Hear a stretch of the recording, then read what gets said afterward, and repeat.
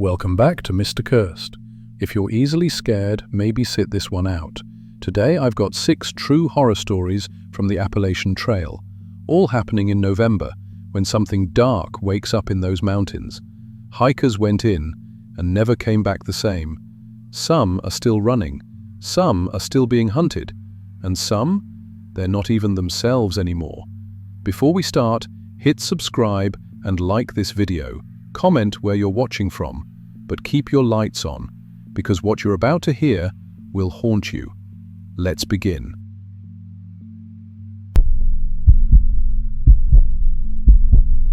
I'm Maria Santos.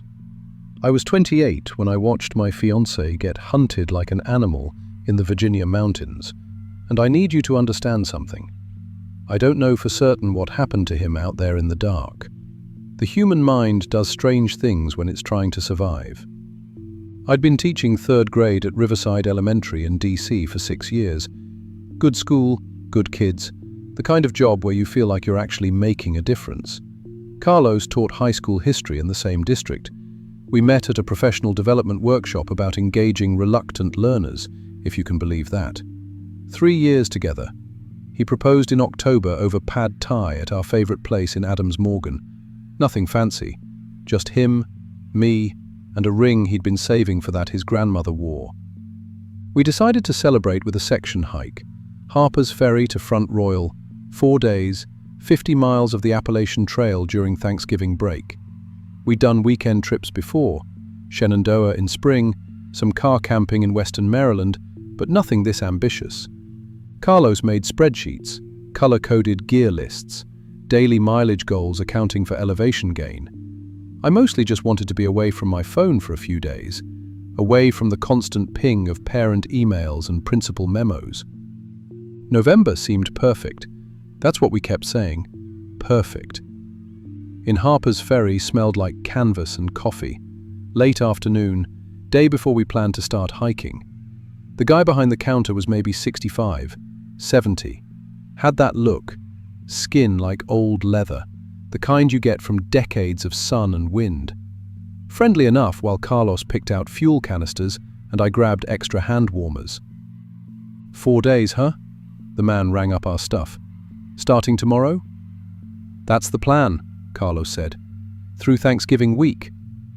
The man's hands stopped moving, just for a second. Then he continued scanning items, but something in his face had changed.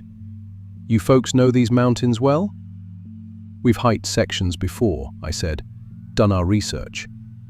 He glanced toward the door, then back at us, lowered his voice. There's stories about November hikers up here. Old stories. Most people think they're just... He paused. Well, stories. Carlos leaned against the counter. What kind of stories? The kind where people go up on the trail and don't come back. He wasn't looking at us anymore. Been hearing them since I was a kid. My daddy used to say there were men who came up from the valleys in November. Hunting season, you know. But not hunting what's legal. The fluorescent lights hummed above us. Someone's dog barked outside. You mean like poachers? I asked. I mean, he scratched his beard. Look, it's probably nothing. People get hypothermia. They wander off trail. They fall. Mountains are dangerous. But November's when it happens most. That's just a fact. And the ones who go missing, they're always outsiders. Never locals. Forging Carlos the receipt. You seem like nice folks. Maybe consider starting your hike in December instead, after Thanksgiving weekend passes. That's all I'm saying. In the parking lot, Carlos laughed it off. Every small town's got its spooky legends. It's probably nothing. Probably, I agreed, but I took a photo of the shop's phone number before we left. I don't know why. The first day was cold and clear, bare trees everywhere. That particular silence you only get in late autumn, when all the birds have left and the leaves are down. We made good time, 12 miles, got to the first shelter by 4 p.m. Met a couple finishing their through hike, absolutely destroyed and elated. Met a guy going southbound who told us the next 30 miles were some of the prettiest on the whole trail. Day 2, nothing, no people. Just us and the wind and our breath fogging in the air. Day 3, still nothing. That's when it started feeling wrong. Not scary wrong, just off. The trail wasn't empty. We'd see boot prints, occasionally someone's trash, which pissed Carlos off. He was big on leave no trace. But we never saw the people who made them, like they were always just ahead of us, or just behind, but never visible. We reached Rod Hollow Shelter around 4 p.m. Three-sided lean-to, standard AT setup. Fire ring, privy back in the trees, space for maybe 6 people to sleep comfortably. While Carlos got the stove going, I walked the perimeter. Needed to stretch after 8 hours of hiking. That's when I found the carvings. Big oak tree, maybe 30 feet from the shelter. High up on the trunk, deep cuts in the bark. November 2019, MK. Led the clearing. Found 5 more. Powerless 2017, SL. November 2021, TP. November 2015, JR. November 2018, MK. Networking, November 2023, LH. Forging, all November. All just initials and years. Nothing else. Carlos, my voice sounded strange. Look at this. He came over, read them, frowned. Weird. Maybe people who died here? Like memorial carvings? Why all in November? Sanctions. Shrugged, but I could see him working it through, the way he did when students asked him questions he didn't have answers for. Could be coincidence. Or maybe November's when the most accidents happen. Cold weather, shorter days, people underestimating conditions. I took photos of each carving, made sure they were clear, in focus.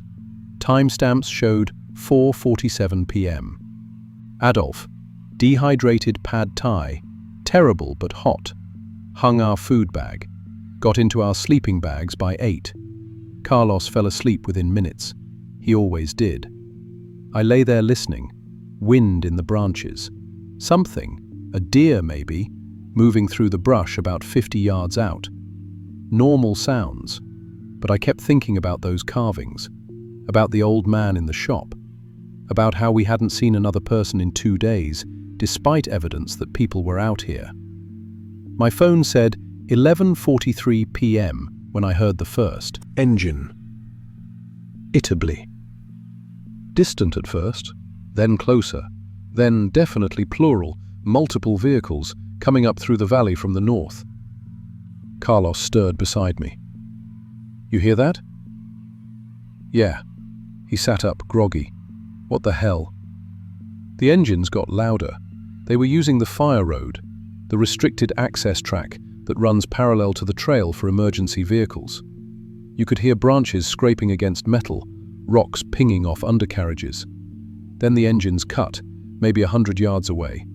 Car doors, men's voices, laughter, then ATVs starting up. On Will, I started, but Carlos was already moving, pulling on his boots in the dark. Clang, swept through the trees, multiple beams bouncing, getting closer. I could smell exhaust now, hear the high whine of small engines working hard. Hello there, a man's voice, friendly, too friendly. Got some hikers at the shelter tonight? Carlos stood near the front of the shelter. I stayed in my sleeping bag, heart hammering. Yeah, we're here. Is everything okay?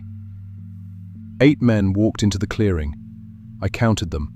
Full camo, blaze orange vests, rifles. Some had scopes mounted, the kind that glow green in the dark. Night vision. They spread out naturally, not like they were planning to, but like they'd done it 100 times, until they formed a loose ring around the shelter. The one in front was heavy-set, bearded, older, maybe 50. He smiled. Everything's fine, friend. Just checking on folks. Hunting season, you know. Lots of accidents this time of year. Want to make sure everyone stays safe. When we're fine, Carlos said. Just hiking through. That's good. The man stepped closer. His boots were expensive. Danners. the kind that cost $400. You two register at the ranger station? We did, in Harper's Ferry. Smart, real smart. He looked around the shelter, at our gear. His eyes lingered on my sleeping bag. See, thing is, November's a special time up here. Lots of history in these mountains, old traditions. One of the other men moved to Carlos's left, not threatening, just repositioning. I saw Carlos notice it too, his shoulders tensing. We're not interfering with any hunting, Carlos said. We've got orange vests, we're staying on trail. Oh, we're not worried about that. The bearded man, his name patch said Earl, smiled wider. We're just real particular about who's in our woods this time of year. Like to keep track, you understand. Prerequisite. He pulled something from his jacket, a photo, printed on regular paper, held it up. Clicking, out, was us. Me and Carlos, hiking earlier that day. Telephoto lens, taken from maybe 100 yards away, showing us crossing a ridgeline. I could see the timestamp in the corner, 2:17 p.m., that afternoon. The cold that went through me, it wasn't metaphorical, it was physical, like someone had injected ice water into my veins. My scalp tightened, my vision telescoped. Just documenting who's using the trail, Earl said, for safety. You've been following us? Carlos's voice had changed, lower, harder. Monitoring, there's a difference. Earl folded the photo, put it back in his jacket. Can't be too careful. People go missing up here all the time.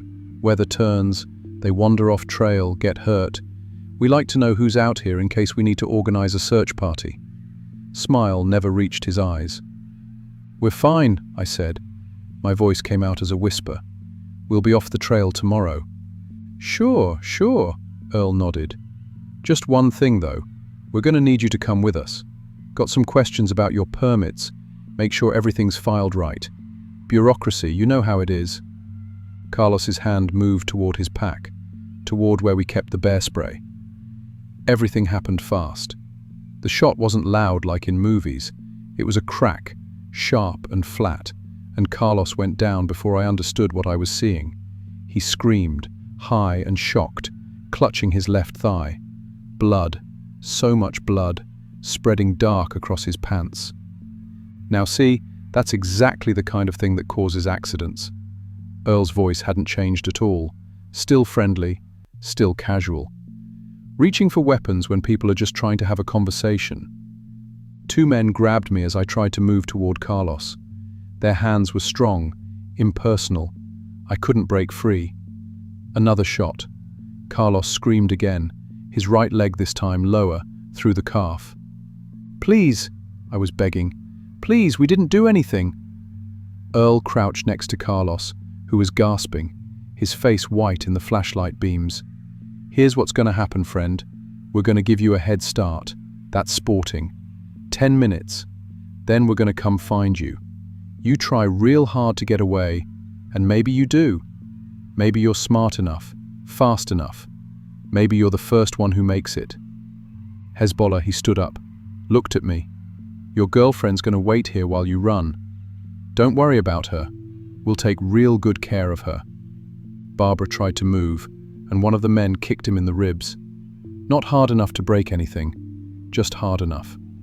10 minutes, Earl said, starting now. They dragged Carlos to his feet. He could barely stand. Blood soaked through his pants, dripped onto the dirt. They shoved him toward the trail, and he stumbled, caught himself on a tree. Move, someone said. Carlos looked back at me. Our eyes met. I saw him start to say something, then stop. Then he limped away into the darkness, leaving drops of blood every few steps. The men laughed, passed around a flask. One of them checked his rifle, adjusting the scope. Another walked back toward where they'd left the ATVs and returned leading two huge dogs, bloodhounds, baying and pulling at their leashes. I didn't think. I ran.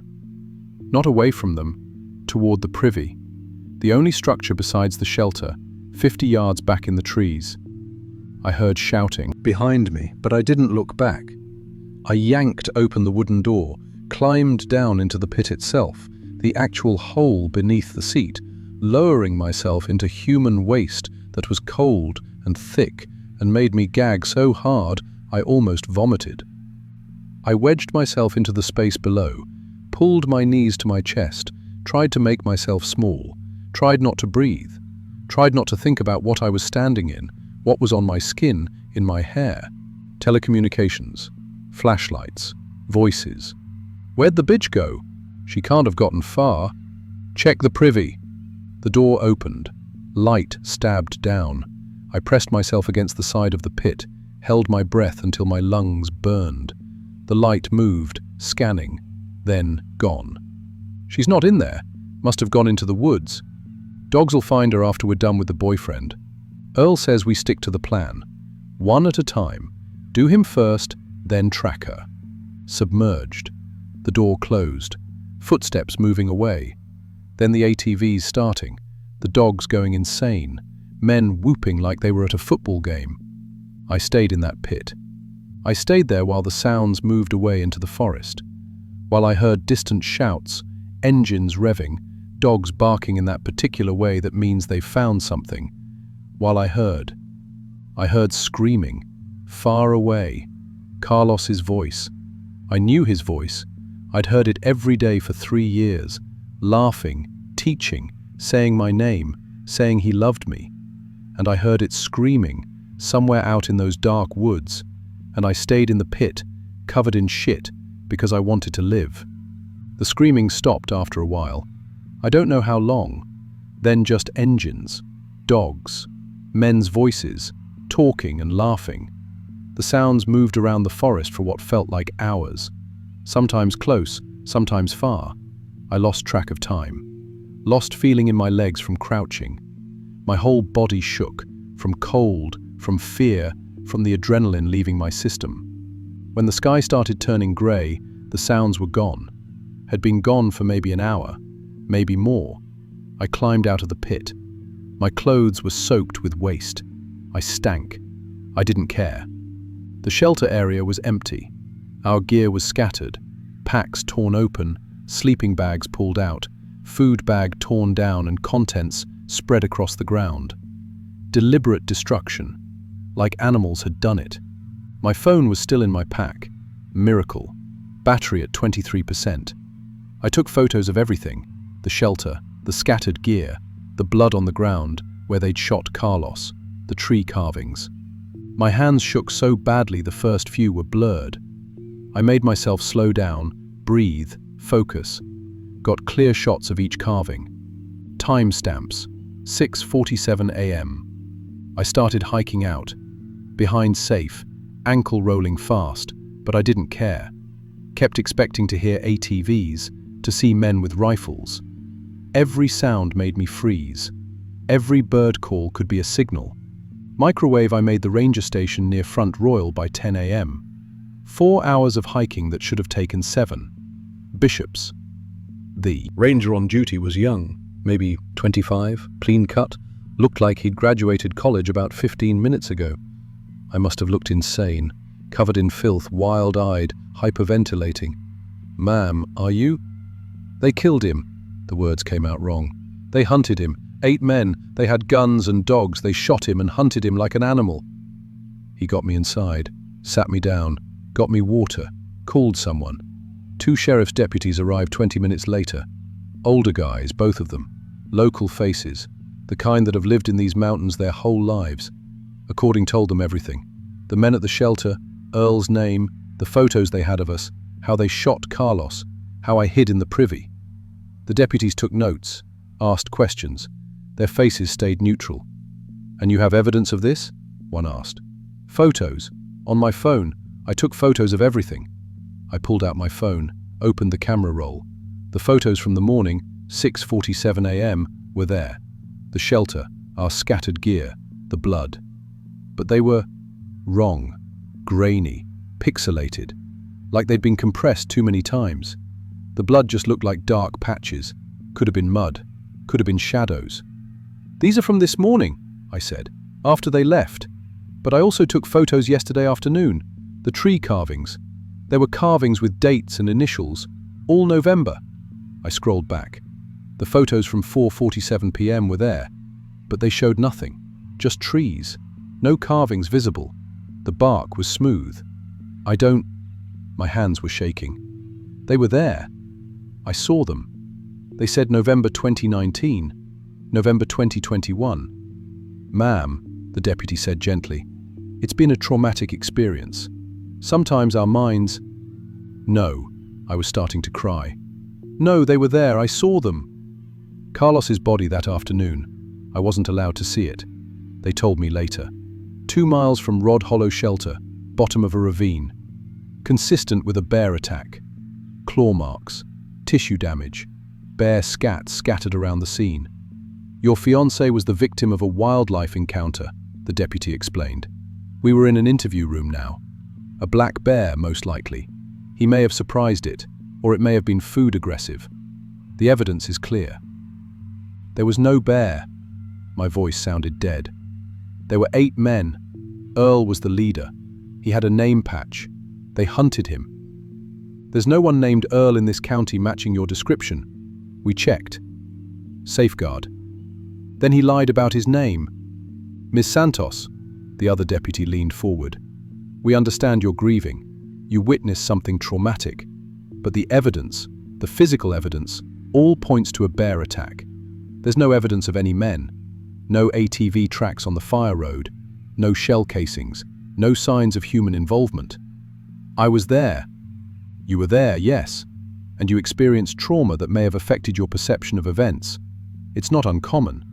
The brain tries to make sense of random violence, and sometimes it creates narratives. Spent 3 hours in that room, telling the story again and again. Each time they'd find inconsistencies, small details I remembered differently, times that didn't quite add up. They were gentle, patient, like talking to someone who was fragile. Detective Williams drove me back to my car at Harper's Ferry. Older guy, maybe 55. He didn't talk much during the drive. When we got there, he sat for a moment before unlocking the doors. "Is off the record," he said quietly. "I've been working this area for 23 years. Every November, we get reports. Hikers who disappear, hikers who report being followed, hikers who come out of those woods with stories about men with guns. Every single time, we investigate. Every single time, we find nothing. And the people who report it, they always have the same problem you do. No evidence. Corrupted photos. Witnesses who can't be found. Evidence that disappears." He looked at me. "Do I think something happened to your fiancé beyond a bear attack? I don't know. I genuinely don't know. But I know that if I keep asking questions, I'll end up like the last guy who kept asking questions. Transferred, early retired, house burned down under suspicious circumstances. So you just... I've got a daughter your age, wife who depends on my pension." He unlocked the doors. "Go home, Miss Santos. Grieve your fiancé. Move away from here. And don't come back in November." After I was transferred to a different county 6 weeks later. I quit teaching at the end of the school year.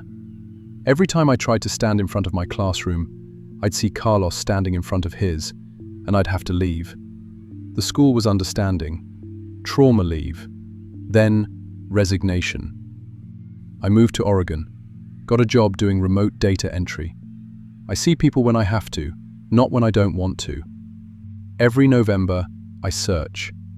News reports from Virginia, West Virginia, Maryland. Missing hikers on the AT. There's always at least one, sometimes more, usually ruled as lost hiker or wildlife encounter. Sometimes they find bodies, sometimes they don't. Last November, 3 missing hikers, 2 found dead, bear attacks. 1 never found. November before that, 2 missing. 1 dead, fell from ridge. 1 never found. Before that, 4 missing. 3 dead, 2 bears, 1 exposure. 1 never found. I keep a spreadsheet, Carlos would appreciate that. Roofing, I track patterns. Solo hikers, couples, small groups, all outsiders, none of them locals. I match them to weather patterns, to moon phases, to hunting season dates. I'm looking for the pattern, the system. I've tried reporting it. To the FBI, they took my statement, never followed up.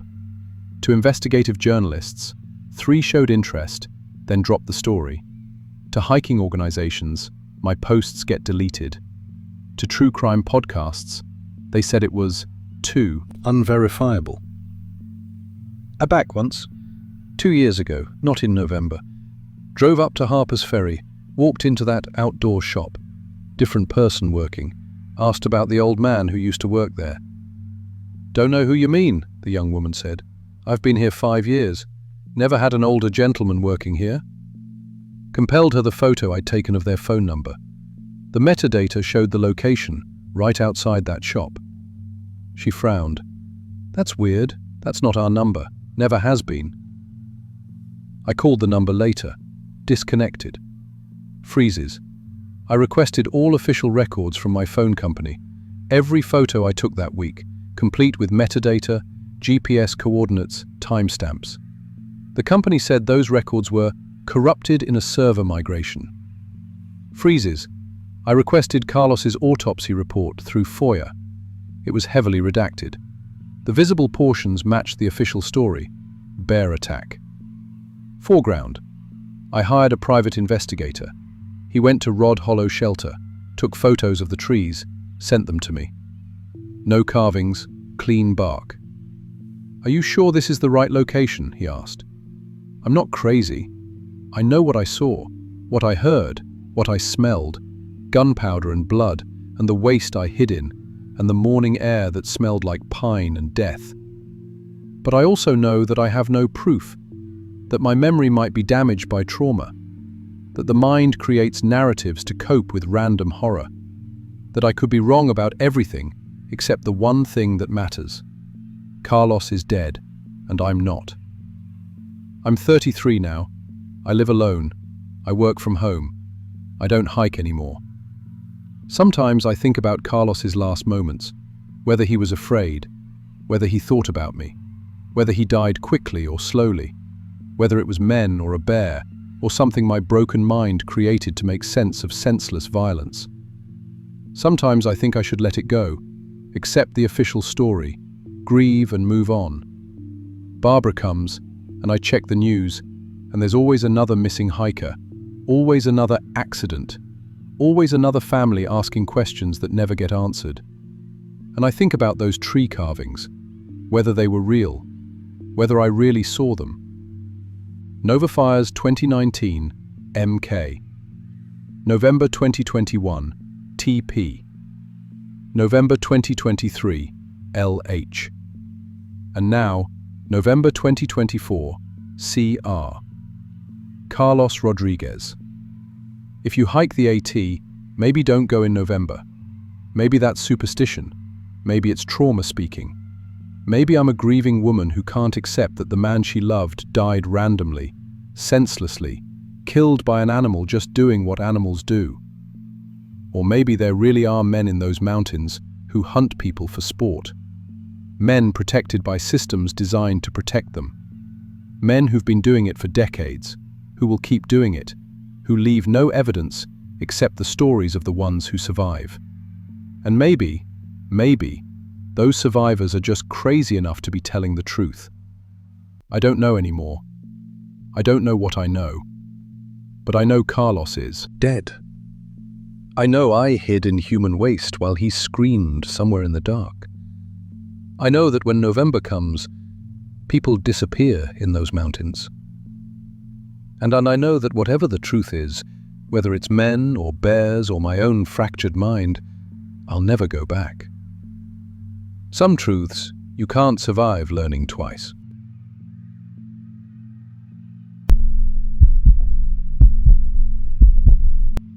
My name's Sarah, and I had just turned 31 when this happened. I work as a dental hygienist in Richmond, not the most exciting job in the world, but it pays the bills and gives me enough time off to do what I really love, which is hiking. I've been section hiking the Appalachian Trail for about 12 years now, ever since I graduated college.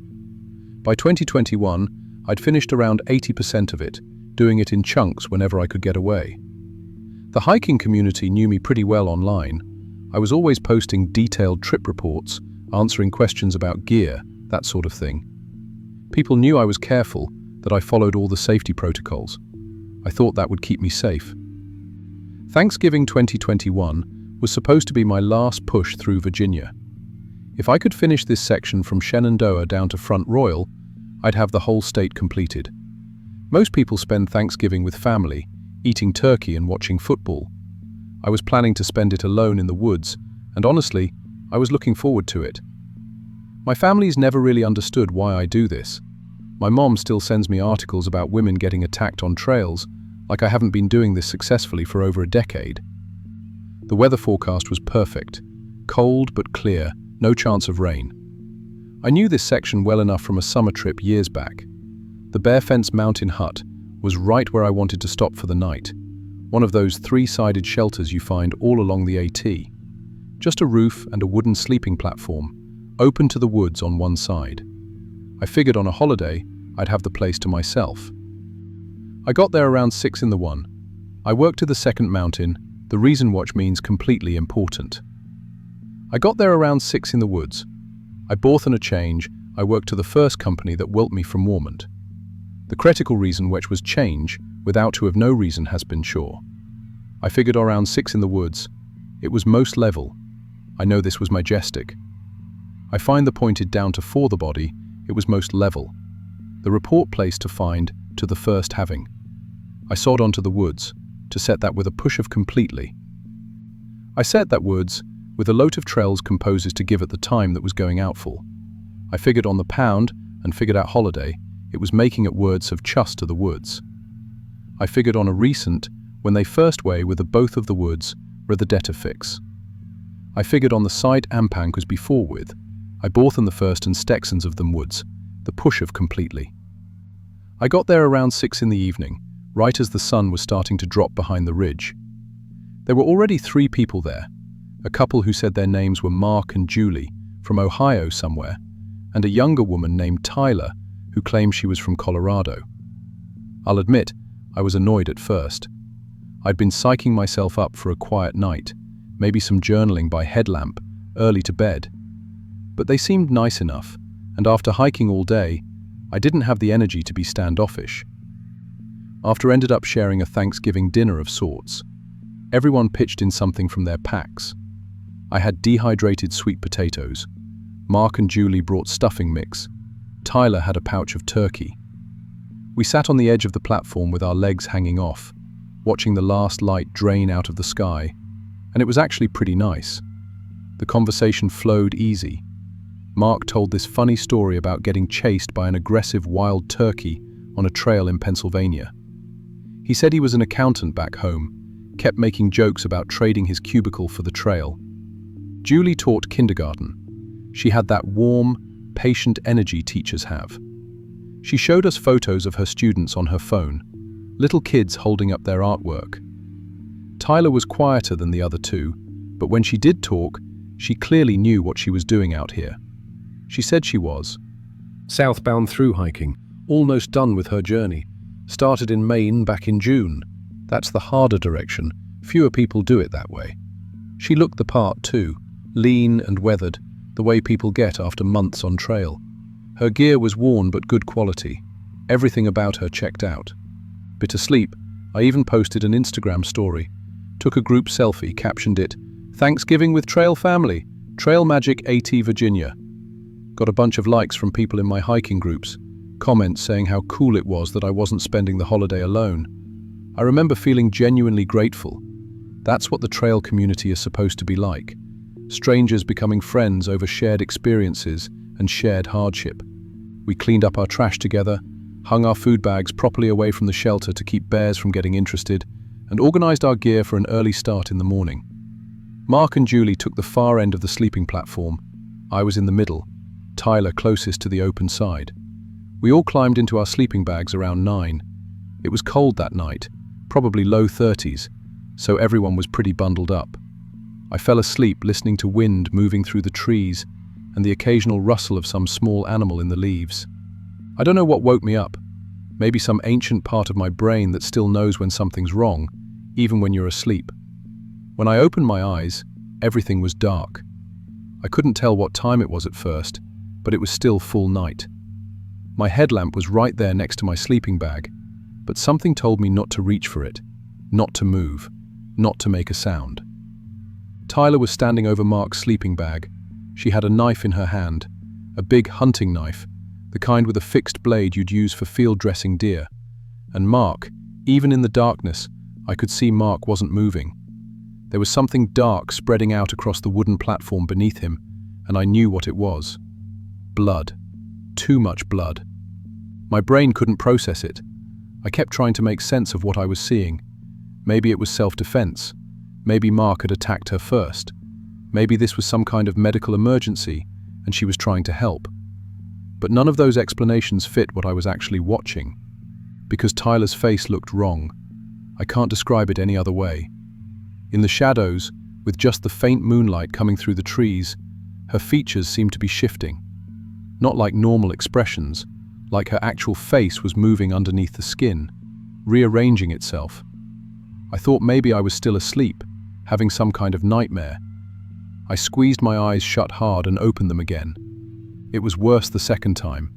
Her face was changing. That's the only word I have for it. Her features were flowing like liquid, the skin loose and rippling.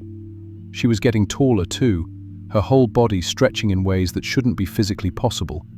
And she was making this sound, not quite humming, not quite breathing, something in between that made every hair on my body stand up.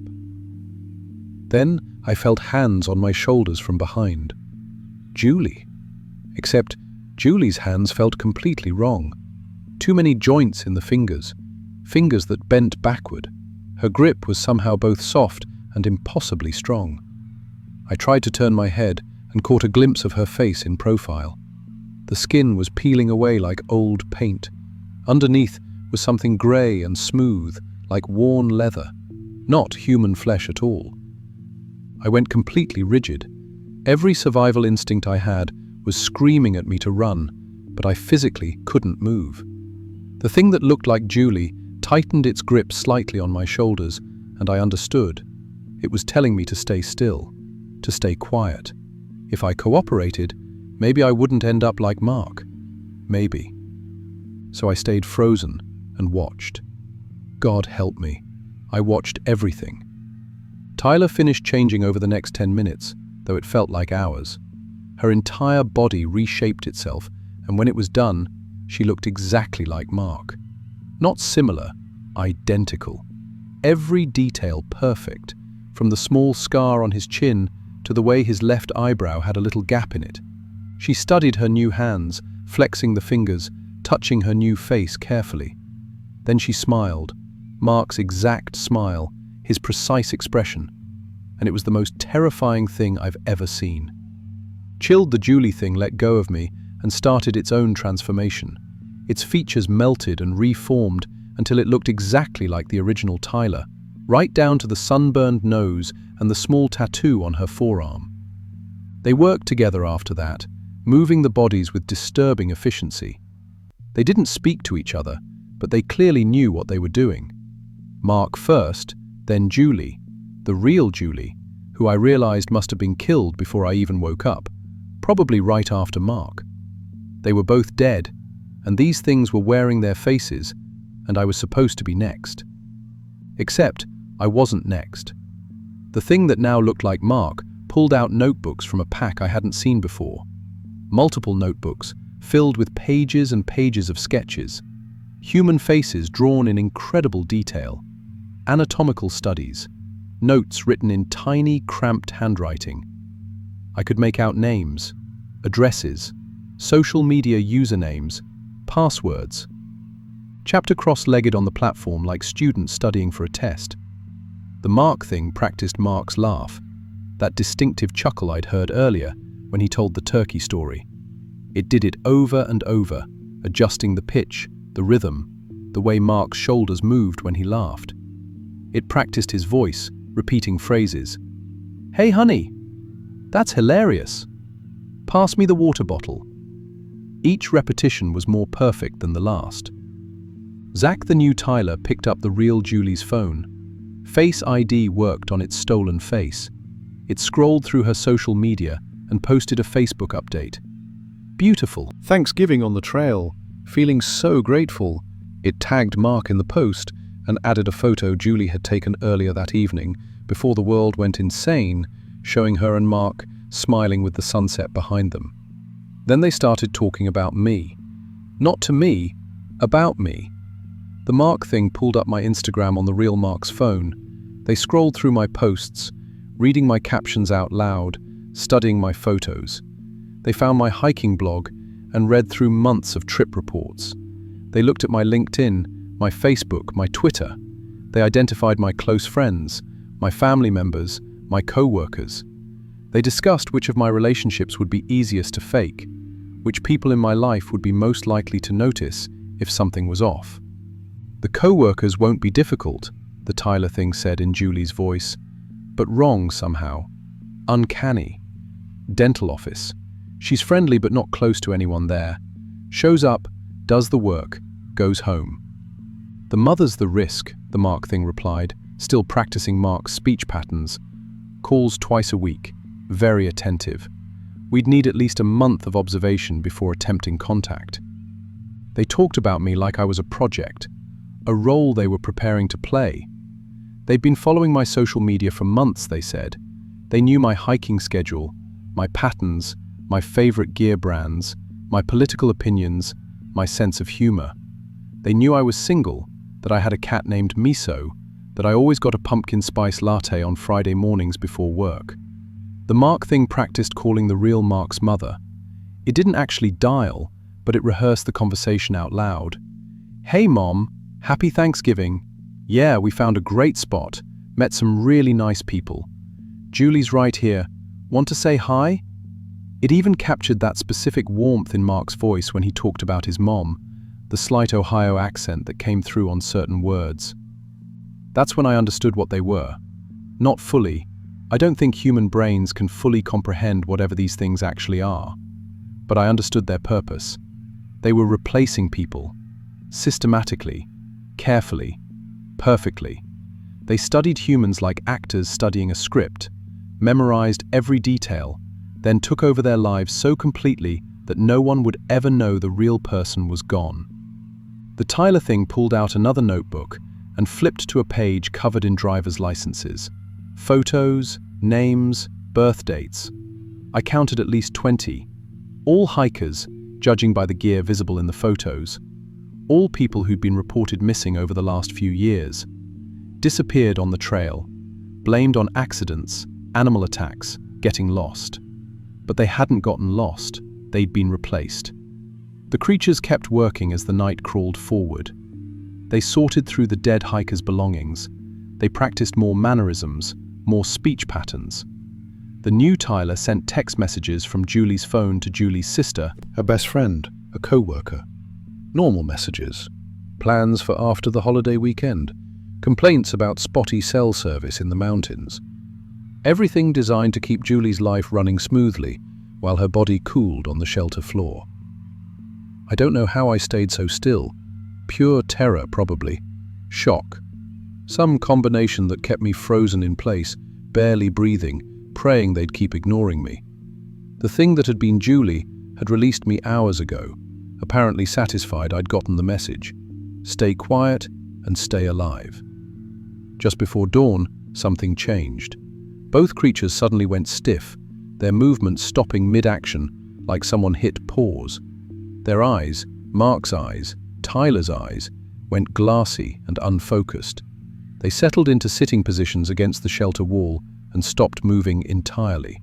Some kind of rest period. Dormancy. I didn't know and didn't care.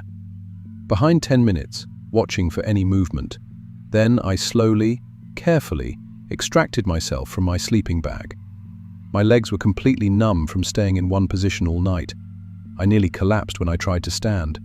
I didn't take my pack or any of my gear except my phone.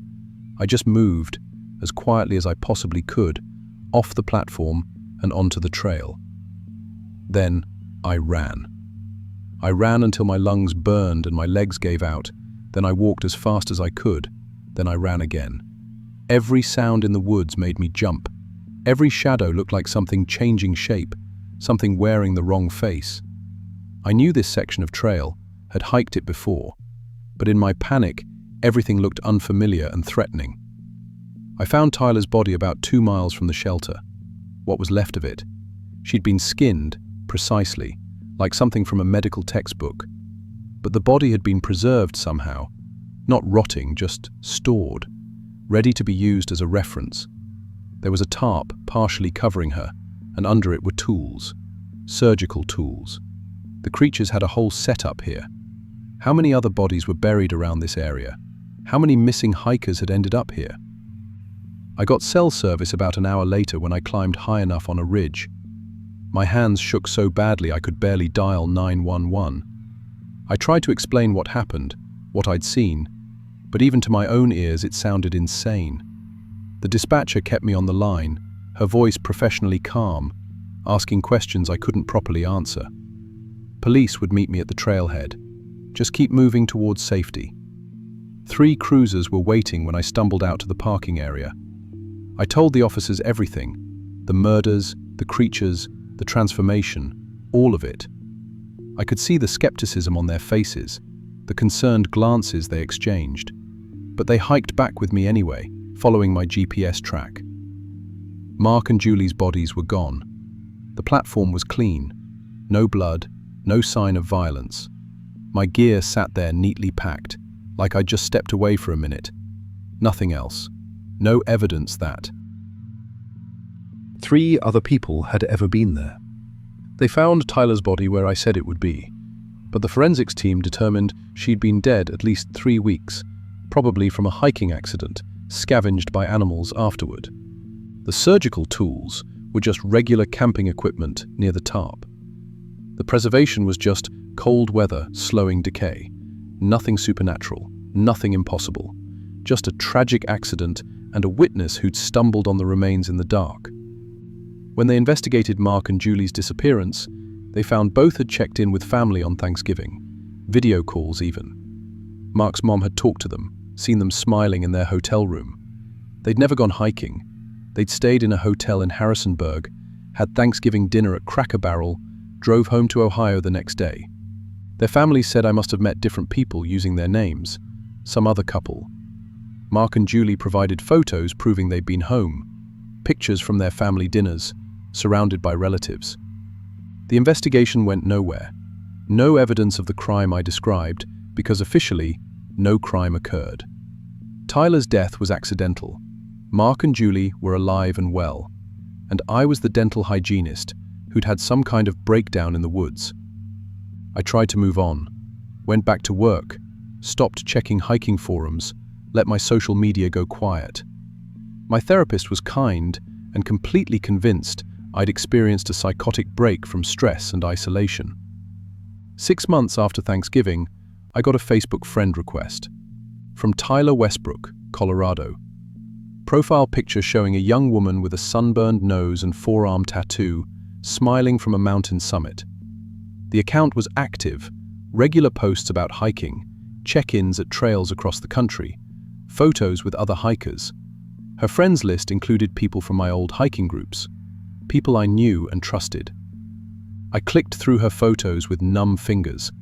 She'd been to all the trail sections I'd planned to hike next, places I'd posted about, trails I'd bookmarked. The dates showed she'd visited each location within days of when I'd originally scheduled trips I'd cancelled after Thanksgiving. Then I found photos of me. Same height, same bed, same build, same face. Wearing my clothes, or identical versions. Hiking my planned routes. Tagged at locations I'd never been. Showing me, smiling with people I'd never met.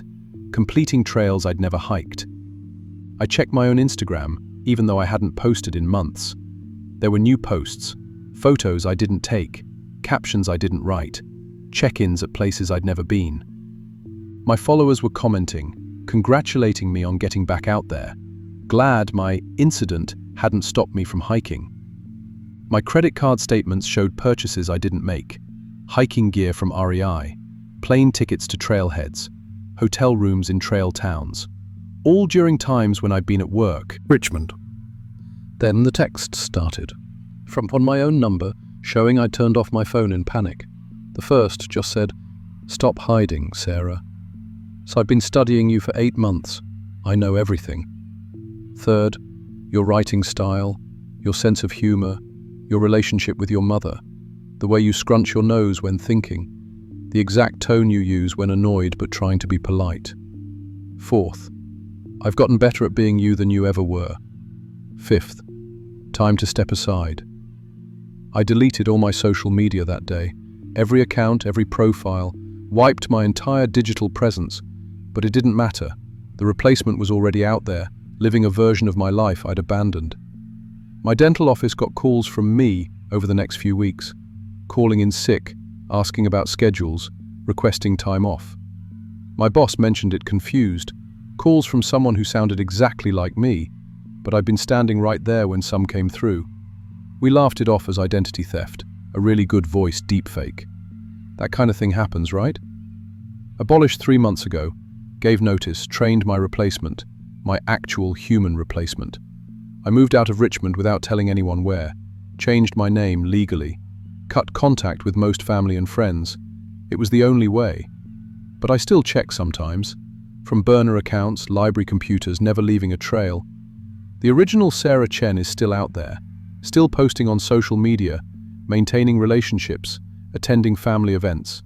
My mother posts photos of me at Sunday dinners.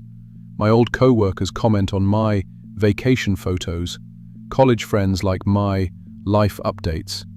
Everyone insists the Sarah Chen they know never left town, never changed, never disappeared. She's right there, living her life, being exactly who she's always been. Maybe better, more social, more active, more engaged. Maybe they're right. Maybe the thing living my life is better at being me than I ever was. Maybe I'm the imposter now, the broken version who couldn't handle what's really out there. I'd even think about it without my chest tightening, hands starting to shake. I live in a city now, surrounded by people and cameras and witnesses. I keep curtains closed. I don't post online. I barely exist.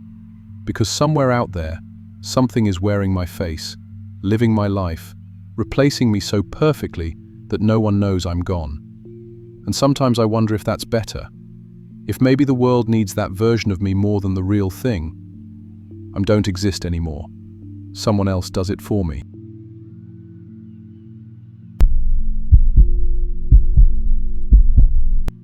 I'm Tyler Brooks, and I was 24 when I learned that some things in the Appalachian Mountains don't just live there, they study us.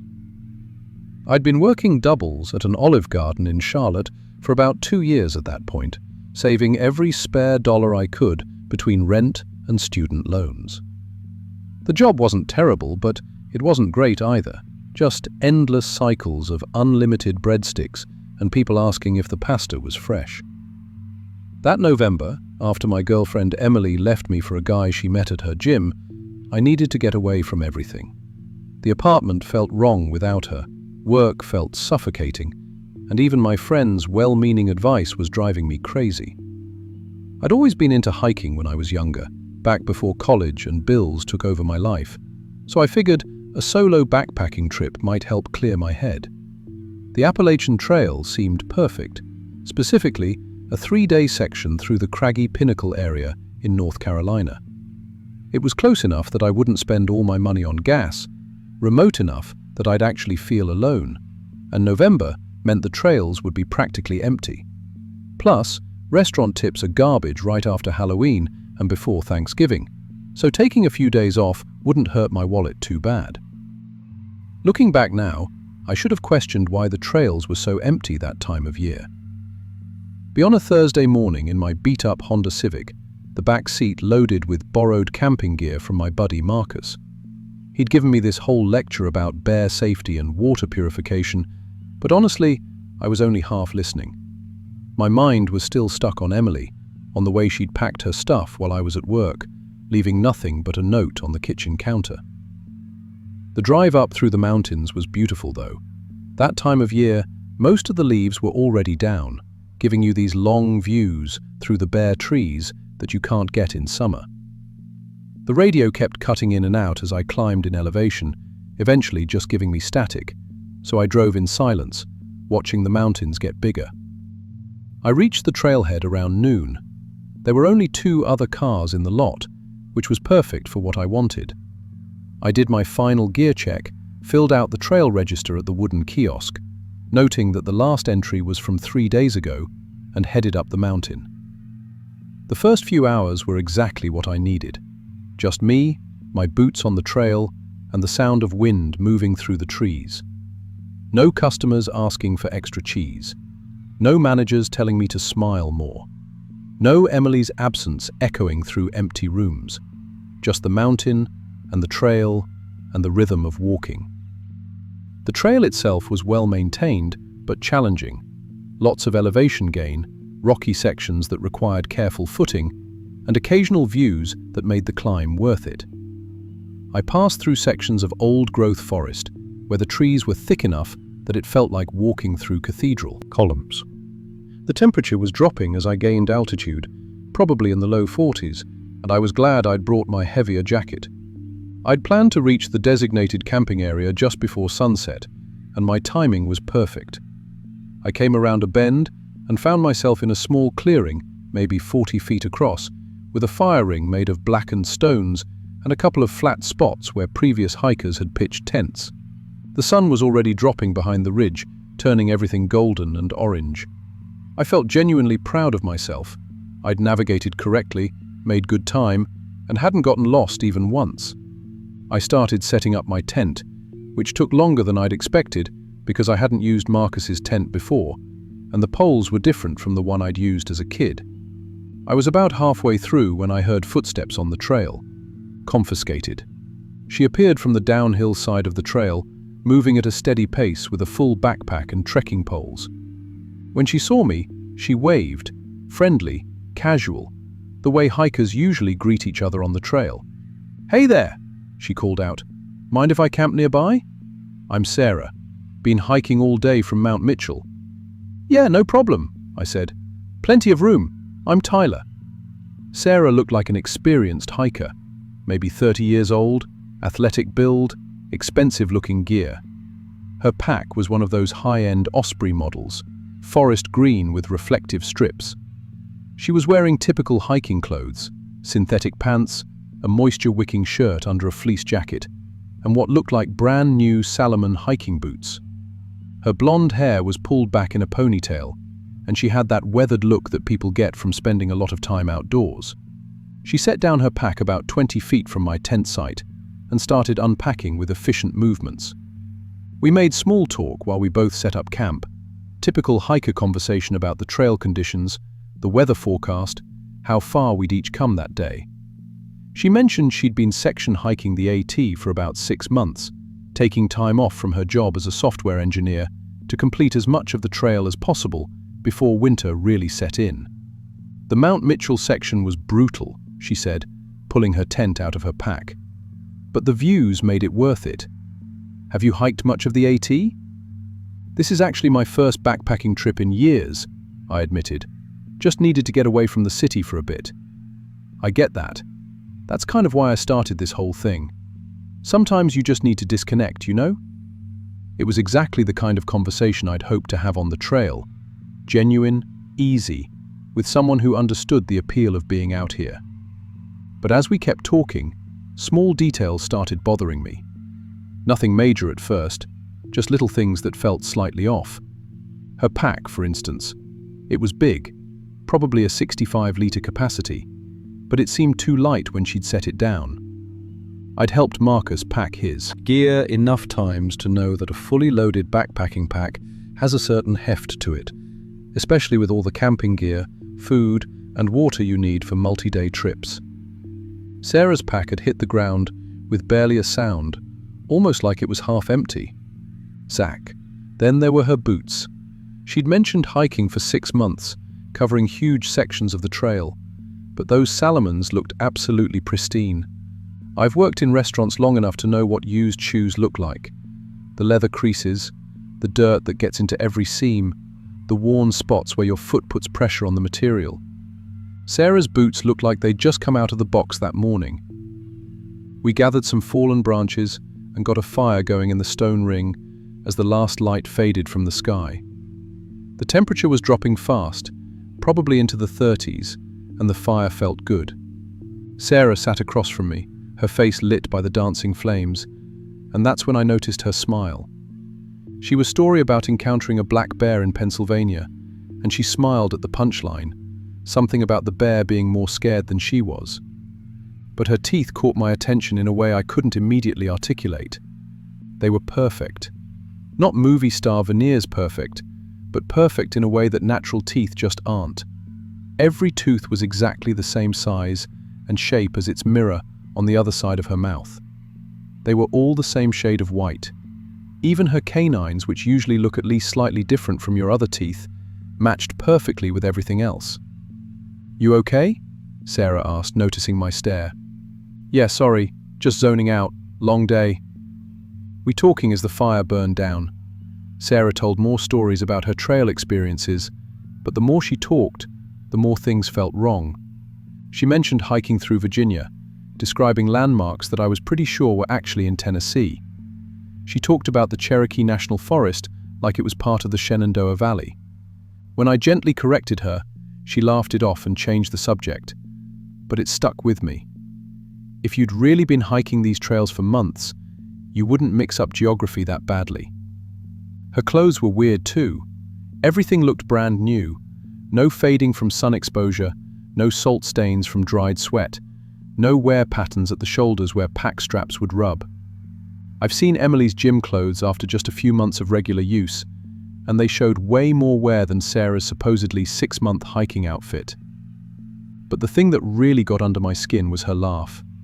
She laughed a lot during our conversation. Appropriate moments, nothing forced, but the sound was wrong. Instead of coming from her throat like normal laughter, it seemed to originate from her chest, deeper inside, and it had this slight echo to it, like when you laugh into a cup.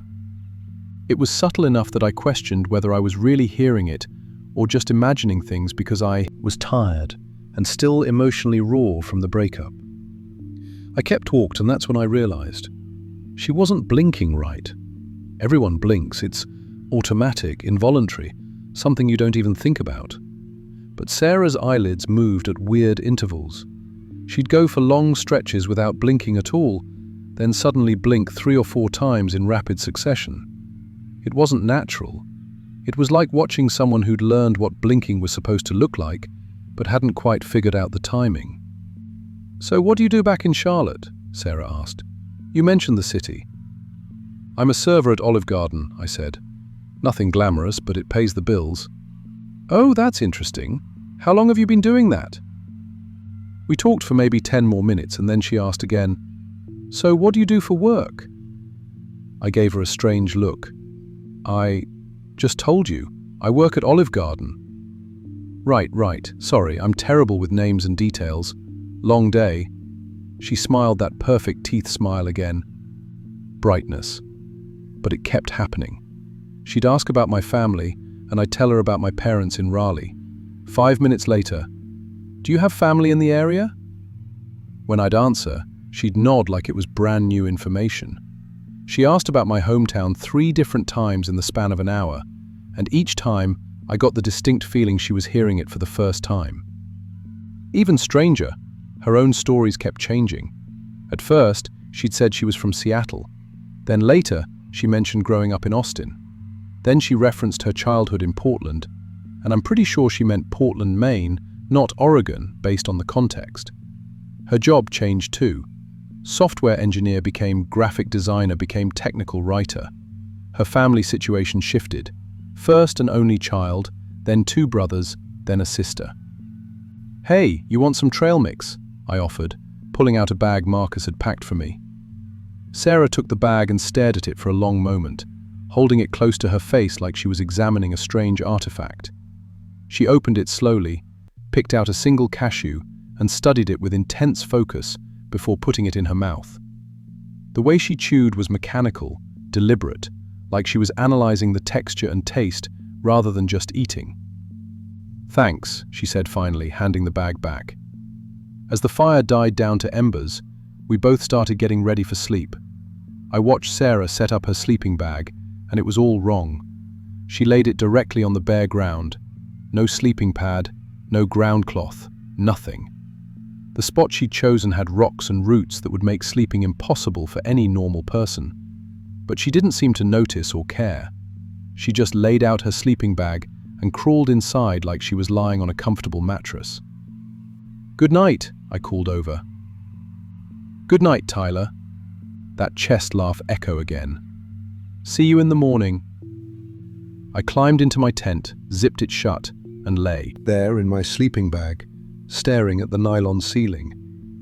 Something was deeply wrong with Sarah, but I couldn't articulate exactly what. All the individual details could be explained away. Maybe she was just forgetful. Maybe she was an inexperienced hiker with new gear. Maybe I was reading too much into normal quirks. But taken together, it felt like I was talking to someone who was pretending to be human without quite understanding how humans actually worked. I mosed off eventually, because I woke up to sounds outside my tent. Footsteps, but not normal walking sounds. There were too many of them, like multiple people pacing around the campsite. Mixed with the footsteps were scraping sounds, like someone dragging sticks across the ground, or maybe fingernails across bark.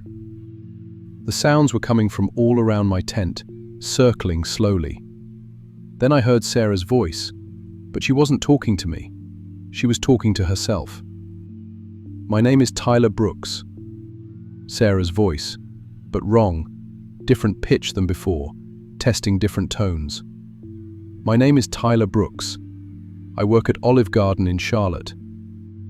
I felt ice run down my spine. "I'm 24 years old. I'm here hiking to clear my head after a breakup." She repeated my words, my exact phrases from our conversation, but trying them in different voices. Some attempts were higher, some lower. Some had more of my accent, some had less. She was practicing. "My parents live in Raleigh." She said it 3 different ways, adjusting her inflection each time. "Emily left me. The apartment felt wrong without her." She was miming her laugh. Not that weird chest echo laugh, but attempts at my laugh.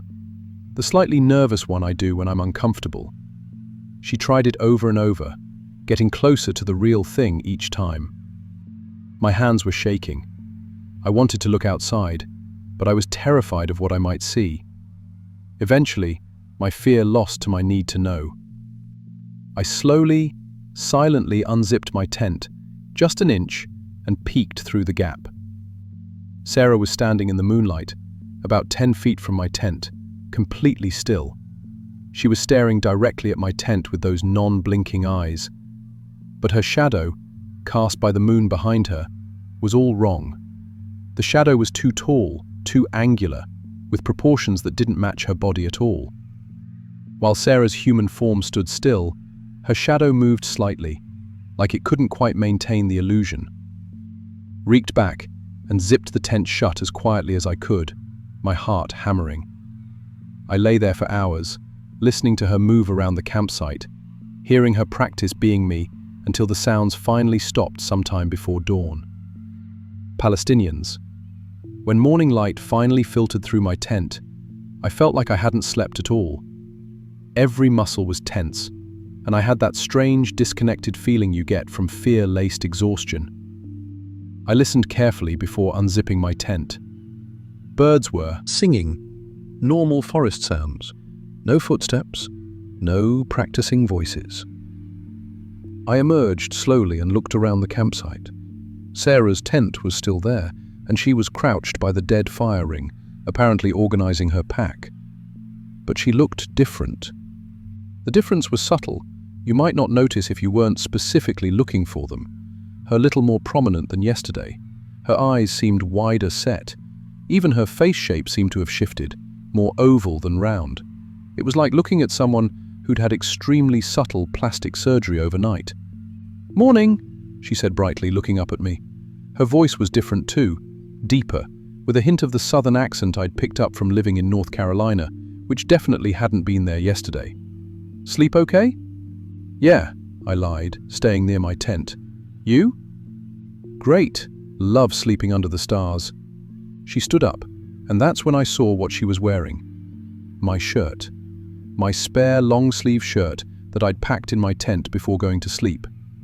That's my shirt," I said, trying to keep my voice steady. Sarah looked down at it, then back at me with that perfect smile. "Oh, is it? I found it near the fire ring. Must have fallen out of your pack. Figured I'd wash it for you since it was dirty." It wasn't dirty. It had been folded in my pack, in my tent, with the zipper closed. "Thanks," I said, not sure what else to say. I started breaking down my camp quickly, shoving things into my pack without my usual organization. I just wanted to get moving, to get away from her. Sarah watched me with interest, occasionally mimicking my movements as I packed, the way I rolled my sleeping bag, the order I took down my tent poles. "You're leaving early," she observed. "I thought we might hike together today." "I've got to cover a lot of ground," I said. "Want to make it to the next shelter before dark." "That's too bad. I've really enjoyed learning about you, Tyler." She paused, her head tilting at an unnatural angle. "Thanks for teaching me how to be Tyler. I think I've got it figured out now." The way my blood freeze. Not, "Thanks for the conversation," or "Nice getting to know you. Thanks for teaching me how to be you." I finished packing in record time, threw my pack on, and started down the trail without another word. My plan had been to go north, deeper into the section, but I immediately turned south instead, back toward the trailhead. I didn't care about completing my planned route. I just needed to get off this mountain. I'd planned to take my time, enjoy the hike, maybe cover 8 or 9 miles. Instead, I practically ran. I didn't stop for breaks. I didn't stop for water. I didn't stop for anything. My legs burned, my lungs ached, and I didn't care. I just kept moving, checking over my shoulder every few minutes to make sure Sarah wasn't following me. An hour down the trail, I noticed something that made me stop cold. There were footprints in a muddy section of the trail, boot prints from the day before. My boot prints, from when I'd hiked up. Except they went in both directions. Up the mountain and down the mountain, following my exact stride length, my exact pattern, like someone had been walking in my steps, practicing my gait. I made it back to the trailhead in maybe 4 hours, a hike that should have taken 6. My car was still there, thank God, along with one of the other vehicles that had been there when I arrived. I practically threw my gear in the back seat and peeled out of that parking lot, not caring that I was kicking up gravel and dust. The whole drive back to Charlotte, I kept checking my rearview mirror, half expecting to see my own face looking back at me from another car. My hands wouldn't stop shaking on the steering wheel. I tried to convince myself I'd imagined it, that I'd let my post-breakup emotional state make me paranoid, that Sarah was just a weird person with some quirky habits. But I knew better. Something had been studying me that night, learning how to be me, and I'd barely gotten away. When I got back to my apartment, I immediately checked my social media, my bank account, my email, anything that would confirm I was still me. Everything was fine. No one had hacked my accounts. No one was pretending to be me online. But that didn't make me feel better, because I knew whatever that thing was, it wasn't interested in my digital life. It wanted something deeper. It wanted to know how to be me in person. I called out sick from work for the next 3 days, barely leaving my apartment. When I finally went back, my coworker Jessica mentioned she'd seen me at a coffee shop on one of those days, a place I never go to, in a part of town I hadn't been to in months. "I called your name, but you ignored me," she said, sounding hurt. "Were you mad at me or something?" At that coffee shop, I was in my apartment, curtains drawn, door locked, trying to convince myself I was safe. That was 3 months ago. I still work at Olive Garden, still live in Charlotte, still do all the same things I did before. But now, I'm paranoid in ways I never was before. When I see someone who looks slightly wrong, I study their movements, their blink rate, their shadow. I don't go hiking anymore, obviously. Don't even like being alone in nature. But the worst part is the occasional phone call from my parents or friends saying they saw me somewhere I definitely wasn't, or that I seemed different during a conversation I don't remember having. I keep telling myself it lost interest in me, that it's moved on to someone else. But sometimes, late at night, I wonder if it's still out there practicing, getting better, refining its impersonation until it's perfect enough that even I wouldn't be able to tell the difference between it and me. And sometimes I wonder if the person typing this right now is actually me at all, or if the real Tyler Brooks is still out there somewhere, trying to convince people that I'm the fake one. But I guess you'll never really know for sure, will you?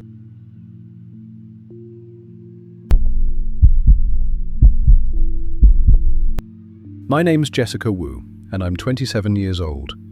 I work as a bank teller at Wells Fargo in Richmond, Virginia, have been for about 5 years now. It's not a bad job, honestly. The pay's decent, my co-workers are nice enough, and most customers are pretty reasonable.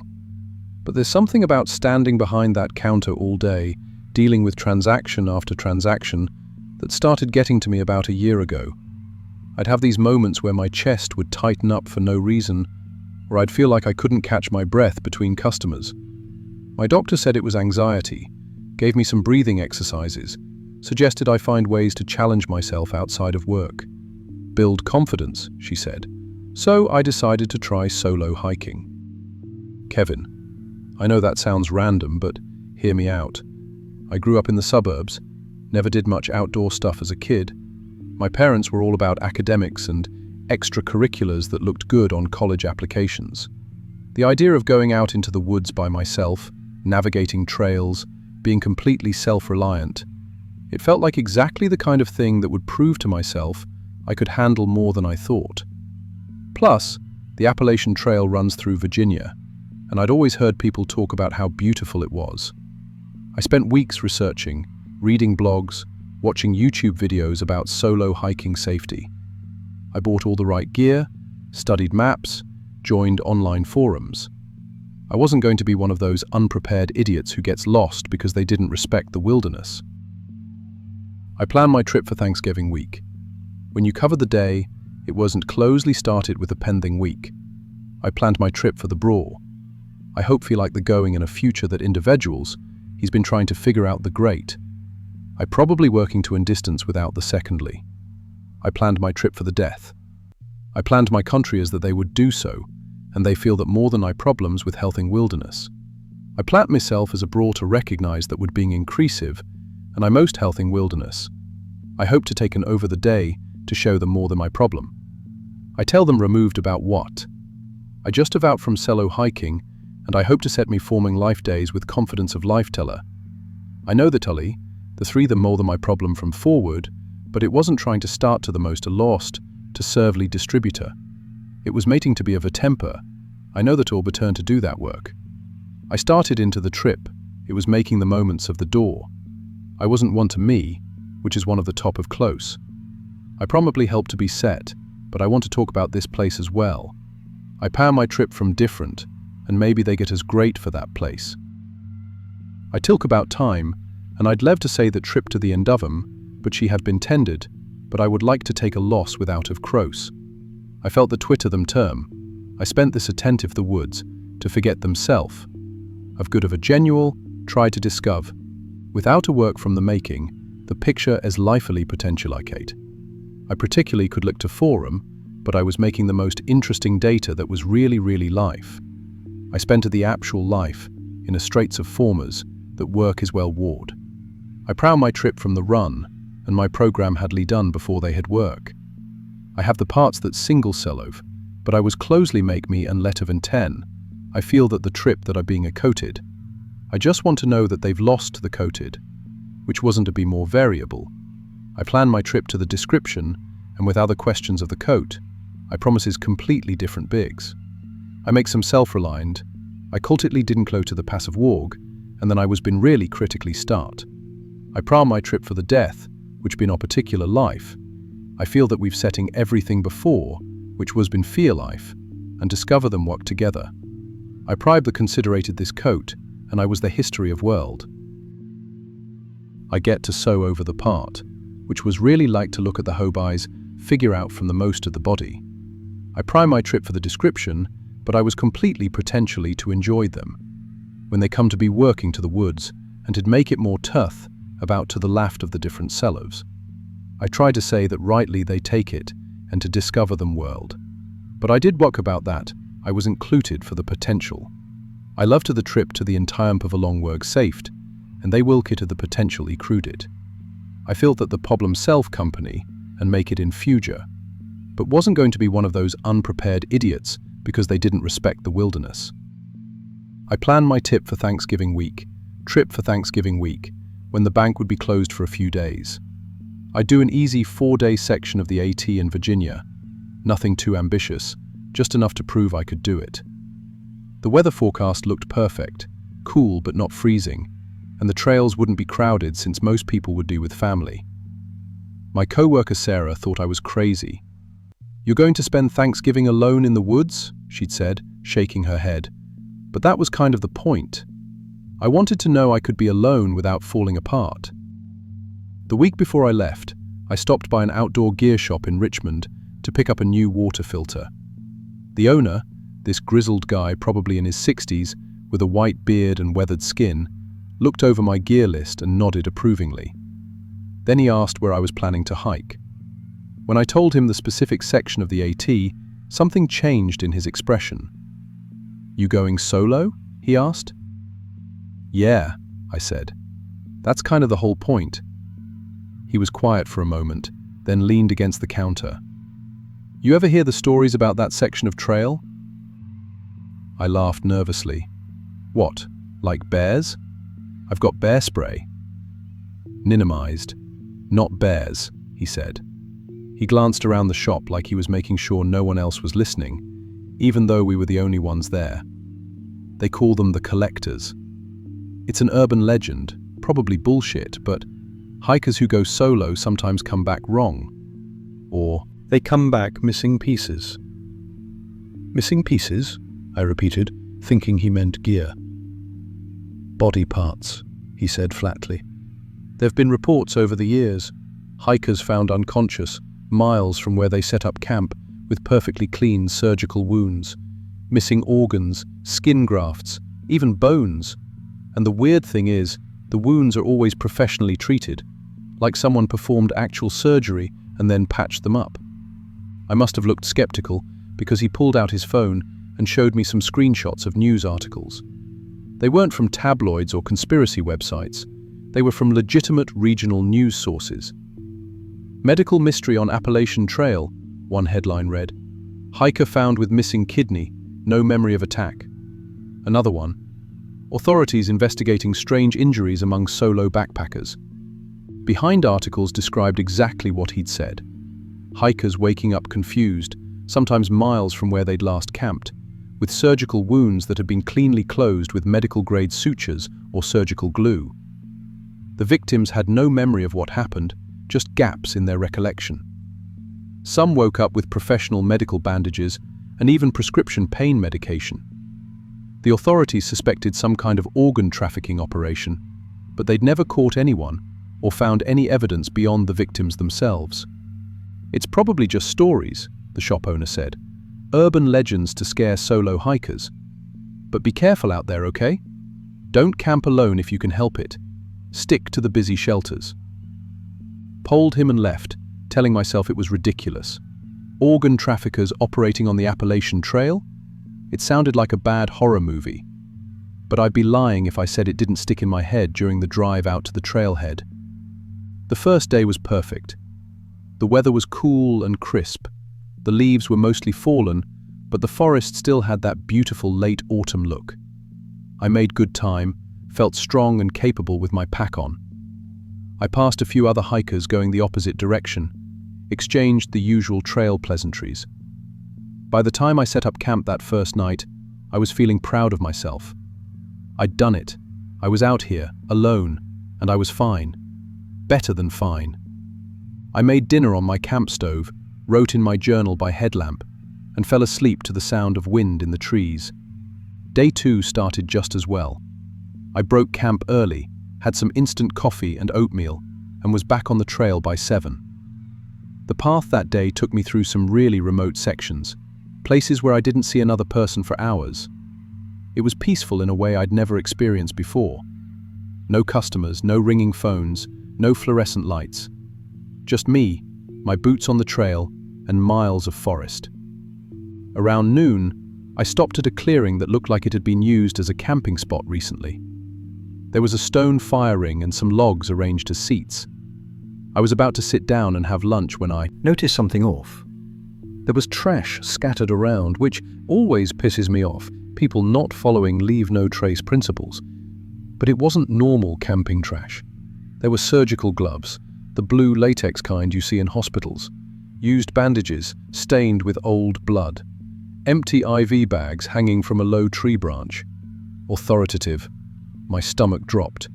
I remembered what the shop owner had said, and suddenly it didn't seem so ridiculous. This wasn't old trash. The IV bags were still relatively clear, not weathered or dirty. Someone had used this spot recently for what? I told myself there could be innocent explanations. Maybe someone had a medical emergency and a trained hiker had helped them. Maybe someone was diabetic and had disposed of their supplies improperly. But then why would there be surgical gloves?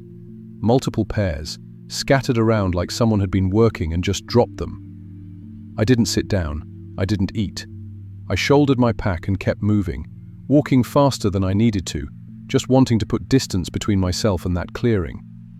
I reached a trail shelter, one of those 3-sided wooden structures the AT Conservancy maintains for hikers to sleep in. I wasn't planning to stop there for the night, but I wanted to check the logbook. Trail shelter logbooks are kind of a tradition. Hikers leave notes, trail updates, sometimes drawings or jokes. I thought maybe I'd see something about the medical waste, someone explaining what had happened. What I found instead made my blood run cold. The logbook was full of warnings, not about bears or weather or trail conditions, about something else entirely. Night surgeons, one entry read. They come when you're alone. Don't camp solo on this section. Another entry, dated from about a month earlier. I woke up missing a kidney. There's no pain. The surgery was professional, but I know it's gone. I can feel the absence. Don't camp alone.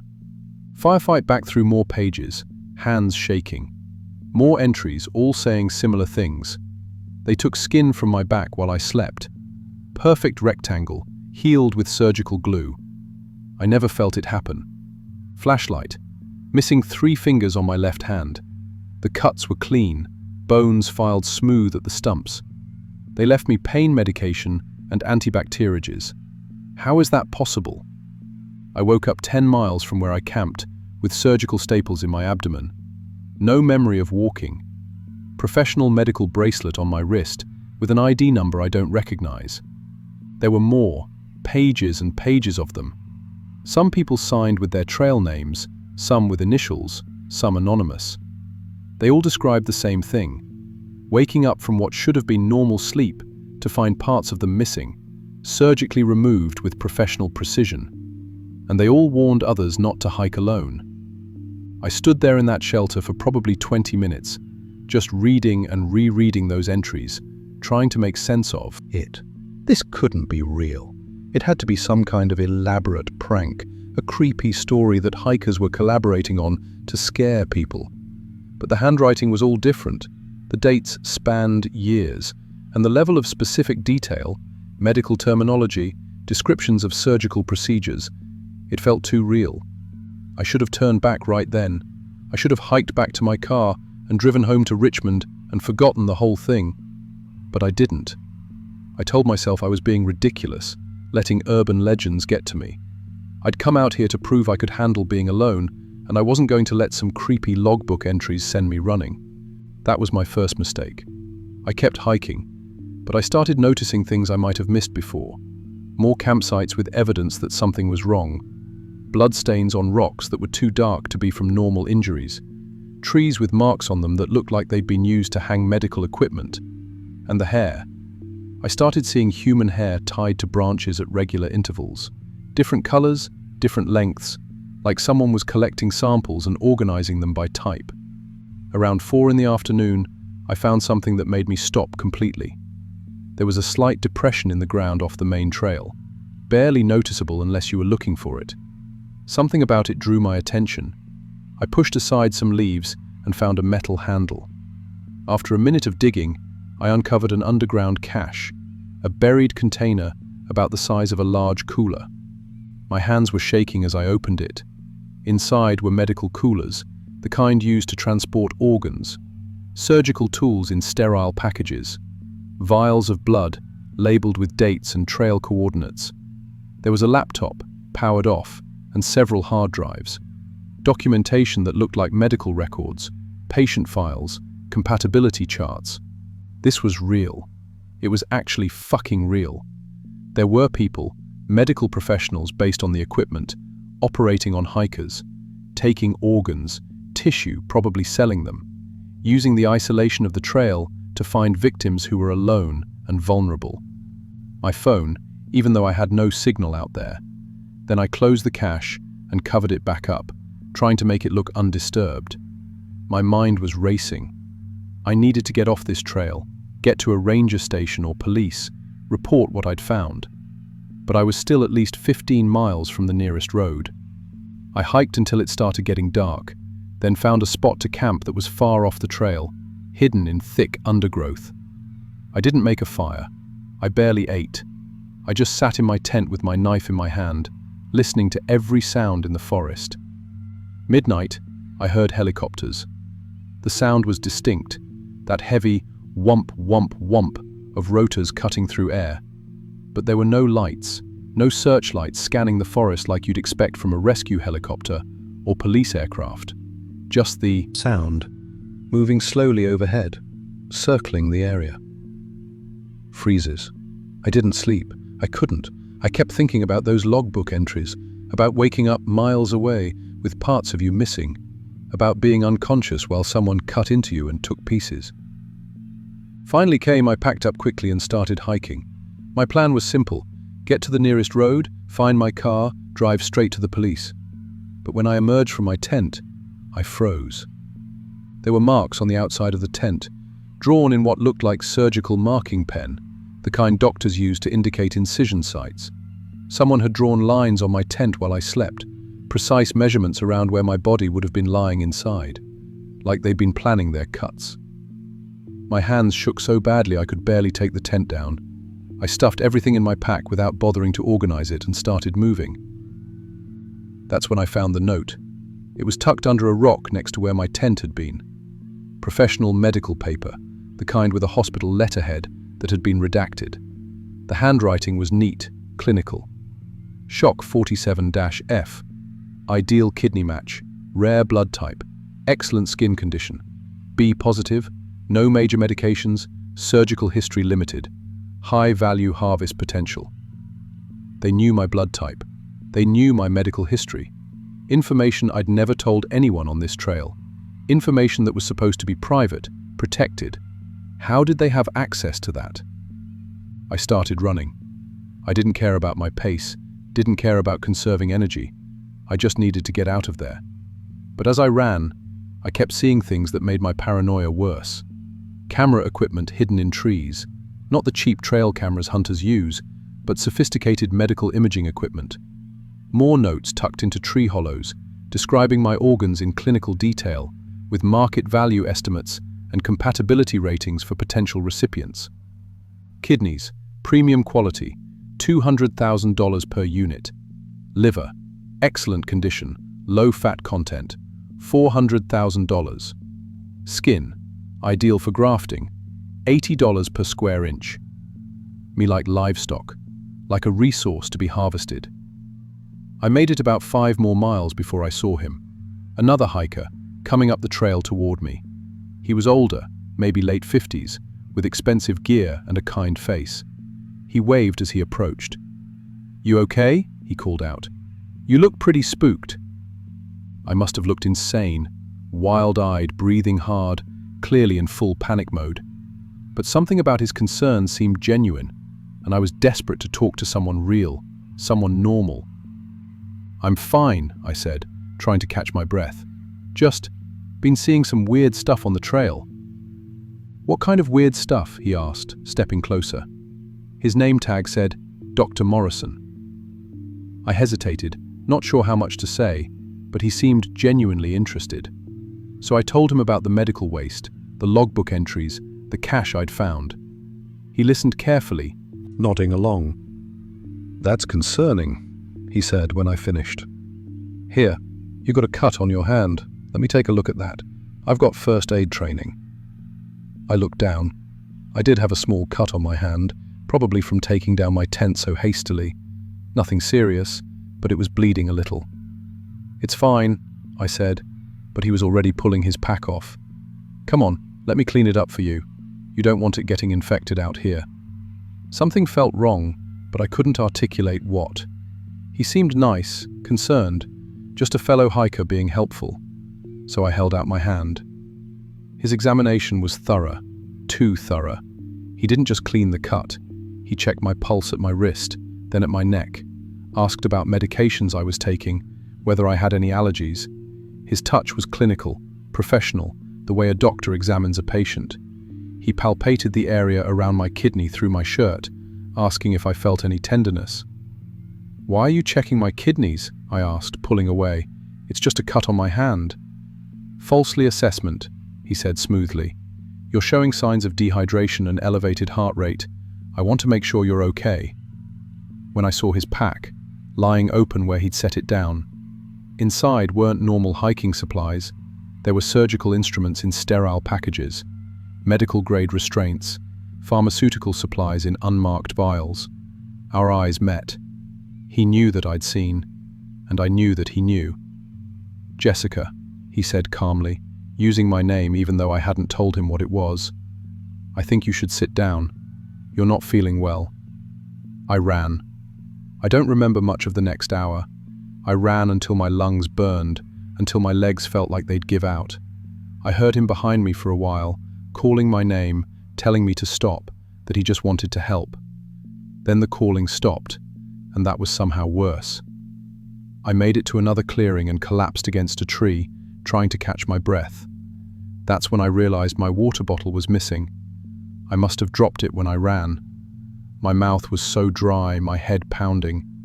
I was dehydrated, exhausted, running on adrenaline and terror. Then I saw her, another hiker, a woman around my age, walking up the trail with a friendly smile. She had an extra water bottle and offered it to me. I was so thirsty. I knew I shouldn't trust anyone, but I was so desperately thirsty, and she seemed so normal, so kind. I took the bottle and drank. Bathrooms, the drowsiness hit within minutes. My vision blurred at the edges. I tried to stand, but my legs wouldn't cooperate. I could still see everything, still hear and feel, but I couldn't move, couldn't speak, couldn't run. Dr. Morrison appeared, along with 3 others.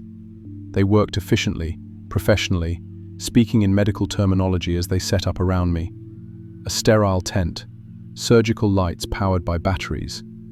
They were discussing me like I wasn't there, like I was already on an operating table. "Start with the appendix," Morrison said. "Low risk, good first harvest. We'll mark the kidneys for later. She's an ideal match for the client in Boston." They gave me something else, another injection, but I stayed conscious, paralyzed but aware. They wanted me to see, I realized with horror, wanted me to understand what was happening. Z felt everything. The cold antiseptic on my skin, the pressure of the scalpel, the sensation of my own flesh being parted. They worked with precision, with care, like they actually didn't want to hurt me more than necessary. Morrison narrated the procedure like he was teaching students. "Perfect specimen," someone said. "Liver looks excellent. Kidneys are pristine. We could get at least 4 harvests from this one before she becomes non-viable." Bargarest, surgical ink, injecting dye that would help them locate the organs later. Tattooed medical codes inside my mouth, on my inner lip, where no one would notice unless they were looking for it. Doctor tagged me for future procedures, ensuring they could track me. When they finished, they bandaged me professionally, left me with pain medication and printed aftercare instructions, like I'd just had legitimate surgery at a hospital. The last thing I remember before complete darkness was Morrison's face above mine. "See you soon, Subject 47F," he said. I woke up at a hospital in Lynchburg, Virginia. The police told me unconscious on a trail access road about overnight among where I'd last set up camp. I had no memory walking there. The southern wounds on my earth across successful professionals expose when surgical glue. I atoms with an ID number, 47F. Psychologist bye-bye. My appendix was glozed. Showed them the photos on my phone of the cache, the discontent, the equipment. They advancing, questioned the cache exactly where I'd said it would be, but it was empty, completely cleaned out. The police searched the entire section of trail and found nothing else. No medical equipment, no suspicious personnel, no episodes beyond my injuries and my story. Arcing. The detective assigned to my case was sympathetic but ultimately helpless. "We believe you," he said, but without evidence, without suspects, there's nothing we can arrest. Infracting, Ms. Wu, whoever to you has access to words you don't understand, medical records, sophisticated equipment, the opening to move large amounts of make it through the Forest Service undetected. This is bigger than a few corporations across on the trail. The books went cold within 2 months. I bowed across the country to Portland, Oregon, coached my memories you're dating, with class of a job with the Gokul prison. Socialm, Billy, this quet. The mail. For a surgery I don't remember having. The procedure code indicated a kidney transplant. One of mine had been removed and transplanted to someone in Boston. The surgery date was 3 weeks ago. I have no memory of it. But when I checked my abdomen, there's a new scar, fresh, professionally healed, and the pain medication in my apartment that I don't remember buying. I'm writing this because I need people to know.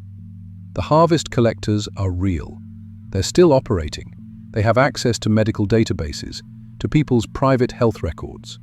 They can track you, find you, take pieces of you whenever they decide it's time for another harvest. I'm not Subject 47F anymore in any database I can access, but somewhere in their system, I know I still am. They marked me, tagged me. I'm inventory to them. Sometimes I wake up in places I don't remember going to, with gaps in my memory and new scars I can't explain. Sometimes I get medical bills for procedures that never officially happened. I don't hike anymore. I barely go in Bild. I find the new thing that would be chance to work for long. I don't need to make sure that they need to get I don't like them with. I don't hike anymore. I thought of them what really get to do. I don't hike anymore. I know that they take me. I don't hike anymore. I knew them what means to work. I didn't think I've created. I consider the move I couldn't to be. I don't hike anymore. I know that they need to get. I consider the move myself, and I plain me method. I just wanted to findly law, but I took them to slip. I wouldn't to stand on the end of the bland ground. I didn't think that would be realize. I didn't think that we live. I didn't think that we didn't think. I wouldn't to sit in the country. I wouldn't think it rings. I have to change them. I consider them really didn't think. I wouldn't see that my repeated. I capped up in the private he does. I consider that my life. I have some people going too. I wouldn't see that my repeated.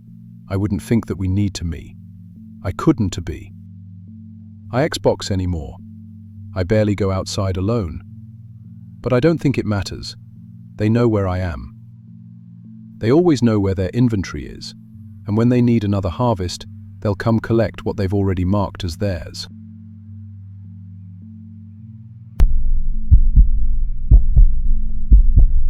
My name's Marcus Johnson, and I'm 29 years old. I work logistics at an Amazon warehouse outside Baltimore. Been doing it for about 5 years now. It's not exactly what I thought I'd be doing with my life, but the pay's decent and it keeps me busy.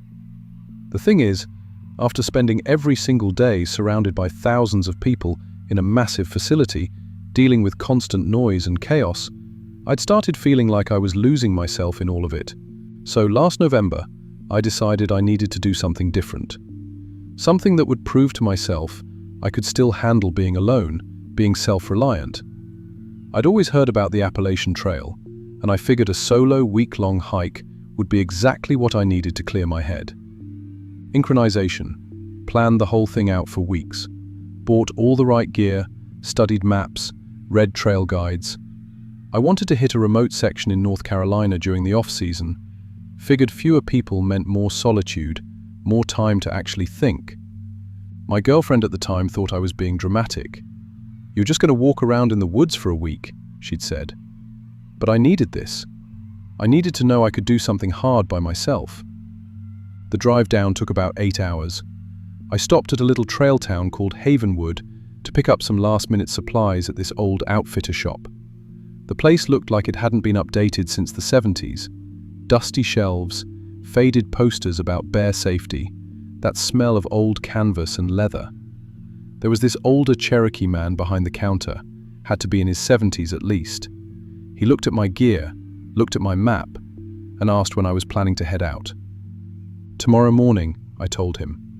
"Gonna do the northern section, come back through in about 6 days." He got real quiet for a minute, then said, "November's not a good time to be out there alone." I figured he was going to give me the standard warning about bears or weather, but instead he leaned forward and said, "You know what a skinwalker is?" Balloons. I didn't really.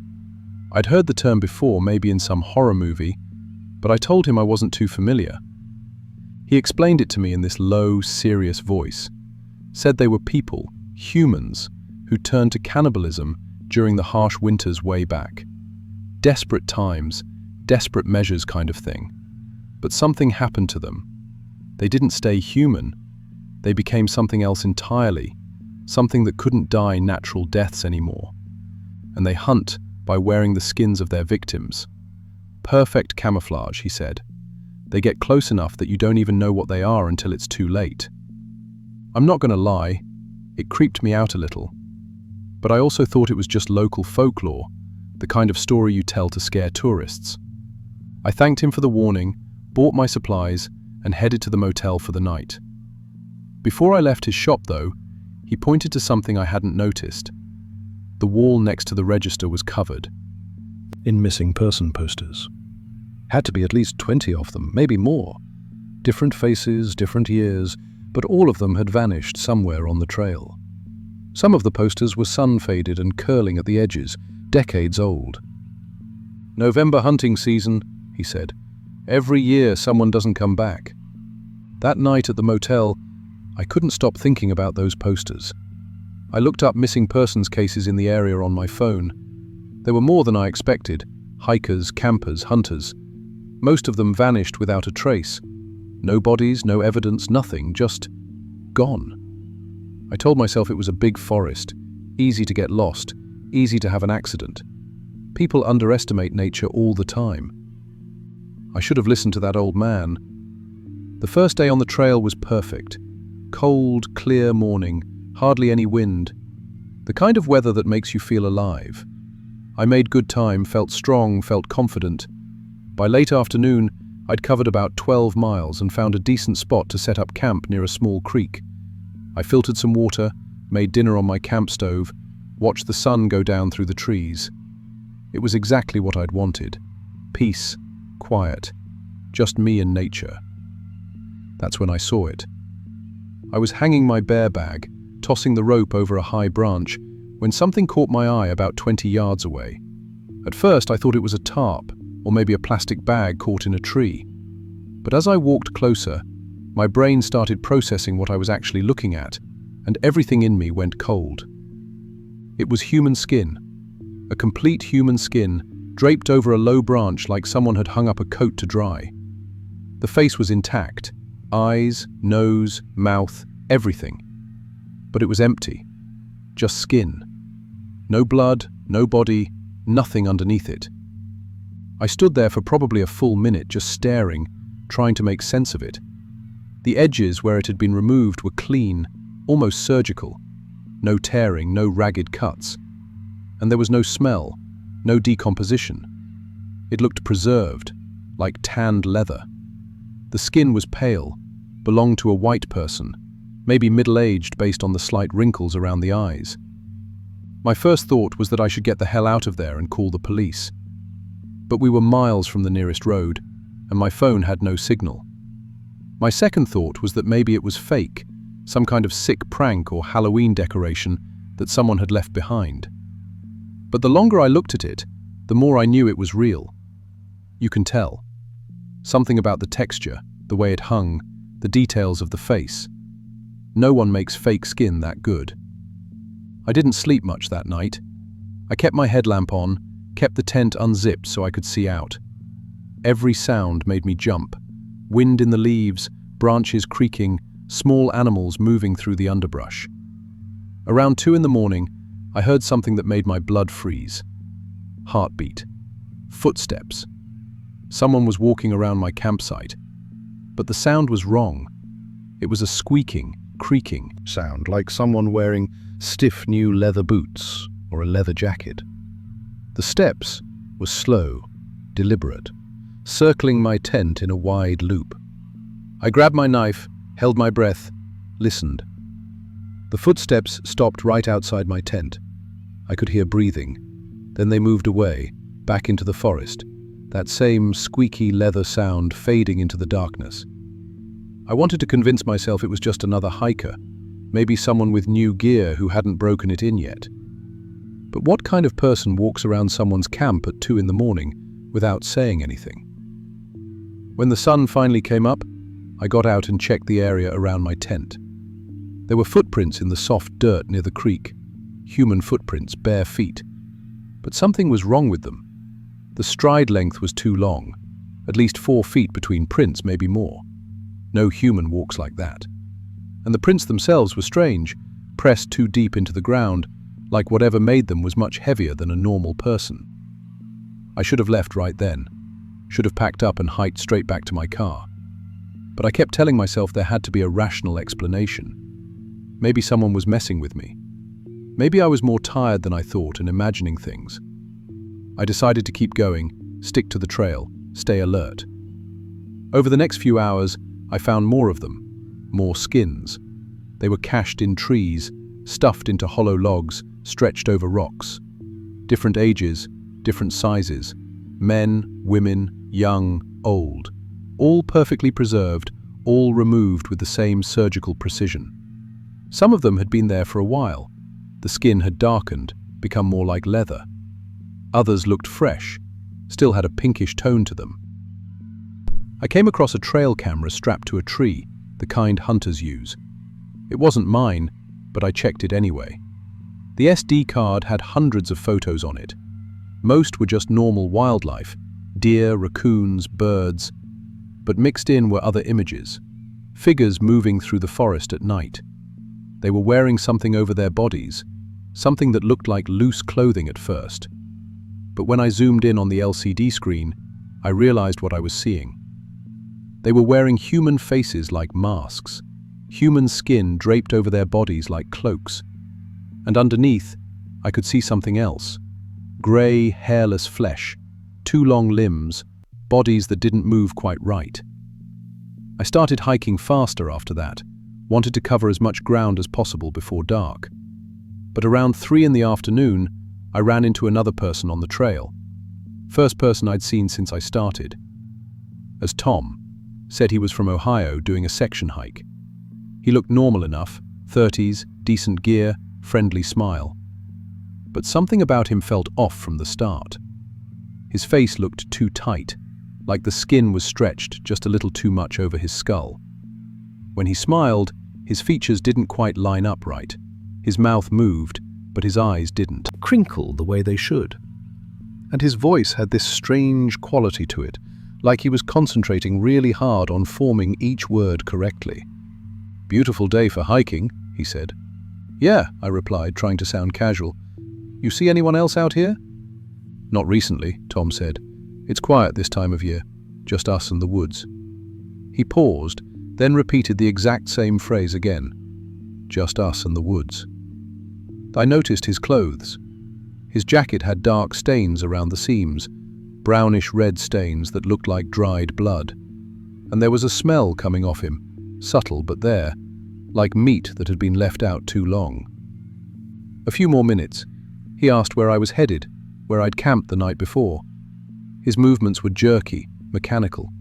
He kept shifting his weight from one leg to the other, like his joints didn't bend the right way. And when he laughed at something I said, his face wrinkled in a way that wasn't natural. The skin moved independently from what should have been underneath it, rippling like fabric. "You should camp with me tonight," Tom suggested. "Safer in pairs out here." Every instinct in my body was screaming at me to say no. I made up some excuse about wanting to make more miles before dark, said I needed to keep moving. Tom smiled again, that too wide, too tight smile, and told me to be careful. "Lots of dangerous things in these woods," he said. "Never know what you might run into." I hiked for another 2 hours straight, didn't stop until my legs were shaking. Set up camp in a small clearing, started a fire even though I knew it might attract attention. I needed the light, needed the sense of security even if it was false. Tom showed up at dusk. He walked into my campsite like we'd planned to meet there, sat down across from me by the fire without asking. He was wearing the same clothes, but something about him had changed. He seemed more confident, more relaxed. "Long day," he said, and this time his voice sounded different, higher pitched, feminine. "My feet are killing me." I didn't respond, just watched him, tried to figure out what the hell was going on. Then he did something I'll never forget. He reached up and grabbed the collar of his jacket, or what I thought was his jacket, and started pulling it off. But it wasn't a jacket. It was skin, human skin, fitted perfectly to his body like a suit. He peeled it off slowly, carefully, like he didn't want to damage it. Underneath, his real body was something out of a nightmare. Grey, hairless flesh covered in old scars and fresh tattoos. Tattoos that didn't belong to him. His proportions were wrong, arms too long, torso too thin. His face was angular and wrong, with eyes that were too far apart and a mouth that was too wide. "Better," he said, and his voice was different again, deeper, rougher. Those get uncomfortable after a while. I couldn't move, couldn't speak, just sat there, staring while my brain tried to process what I was seeing. Unblocked, Tom stretched, and I heard his joints pop and crack. Then he spoke again, but this time he cycled through different voices, one after another. Male voice, Midwestern accent. "I am Sarah from Virginia." Female voice, Southern accent. "I am Mike from Pennsylvania." Another male voice, Northeastern accent. "I am whoever I need to be," he finished in his real voice, which sounded like grinding stones. Explained it to me then. A long time. Hunting solo hikers, taking their skins, adding them to his collection. He could become anyone he wanted. Could walk into a town wearing someone's face, live their life for a while if he wanted to. No one ever suspected. After all, he had their skin, their features, their build. He just needed to study them first, learn how they talked, how they moved. "You're perfect," he said, looking at me the way a tailor might assess a client. "Young, fit, unremarkable, easy to be. I've been following you since yesterday. I already know how you walk, how you talk. I've got your voice down. Listen, I'm Marcus Johnson. I work logistics at Amazon." He said it in my voice, my exact accent, my speech patterns. It was like hearing a recording of myself. They grabbed my pack, didn't bother with the tent or sleeping bag, just ran into the woods as fast as I could. Behind me, I heard Tom laugh. Not with his stolen voices, but with his real voice, that grinding stone sound. And then I heard him start to chase me. The thing about Tom's real form is that it was built for hunting. Without the human skin constraining him, he moved fast. I could hear him crashing through the underbrush behind me, could hear his breathing, could hear him calling out in my own voice. "Help me! I'm lost! Someone help me!" It was perfect. My voice, my accent, my inflection. If anyone else had been in those woods, they would have thought they were running toward me, not away from something wearing my voice. I don't know how long I ran. Could have been 20 minutes, could have been an hour. My lungs were burning, legs cramping, but I couldn't stop. The moon was bright enough that I could see where I was going, but I had no idea where I actually was. I'd left the trail, was just running blind through the forest. Behind I fell, tripped over a root or a rock, went down hard. And as I scrambled to get up, I realized I'd fallen into something. A depression in the ground, entrance to a cave or rock shelter. I crawled deeper inside, pulled out my flashlight, and immediately wished I hadn't. The cave was lined with them, hundreds of human skins, organized meticulously along the walls. They were hung on crude wooden frames, sorted by size, age, condition. Each one had been treated and preserved, turned into soft leather.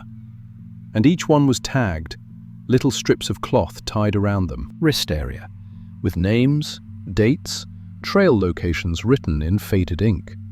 Sarah Chem, August 2019, mile marker 247. David Rodriguez, October 2021, shelter 34. Bacon. Jennifer Walsh, November 2023, Blue Ridge Overlook. Some of the tags were so old the writing had almost completely faded, decades maybe. Anderson entered the cave behind me. I spun around, knife in my hand, but he didn't attack. He just stood there at the entrance, silhouetted against the moonlight, looking at his collection. "Beautiful, aren't they?" he said. "Every single one. I remember all of them, how they moved, how they sounded. Sometimes I put them on just to remember what it felt like to be them." He started walking toward me, and I backed up further into the cave. But then he stopped, turned his head. I heard it too, another voice calling out from somewhere in the forest. A real voice, not one of Tom's mimicries. "Hello? Is someone out there?" Another hiker, someone else on the trail. Tom's face split into a grin. "Fresh one," he said. Then he grabbed one of the skins off the wall, a young man, early 20s, athletic build, and started pulling it on. As I watched, he transformed. His body shifted and adjusted underneath the skin until he looked completely human again, completely normal. He picked up the voice, tested it out. "Help! Over here!" Then he looked back at me one more time. "Don't go anywhere," he said. "I'll be back for you." And he left.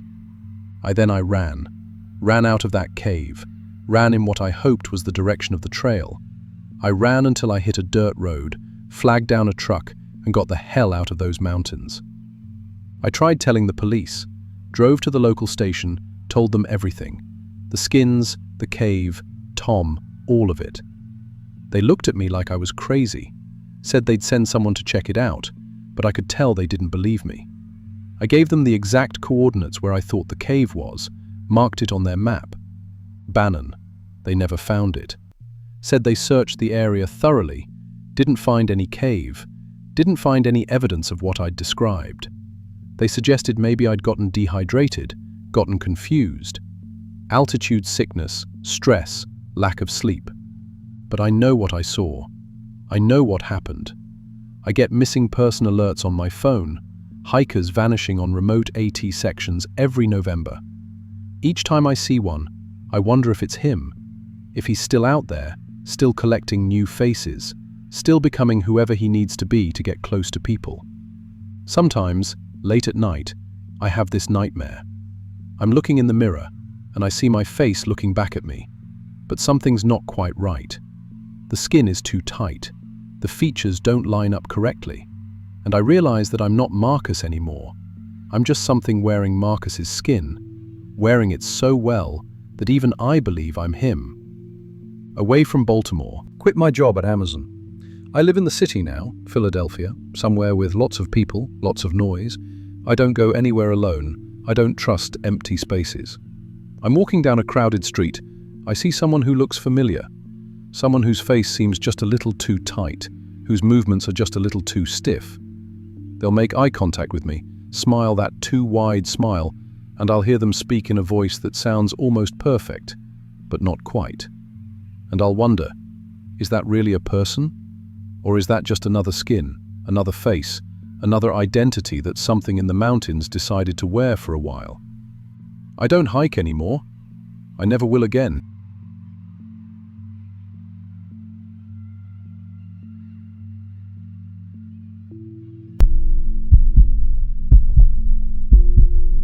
I'm Rebecca Martinez, and I was 25 when I took that hike.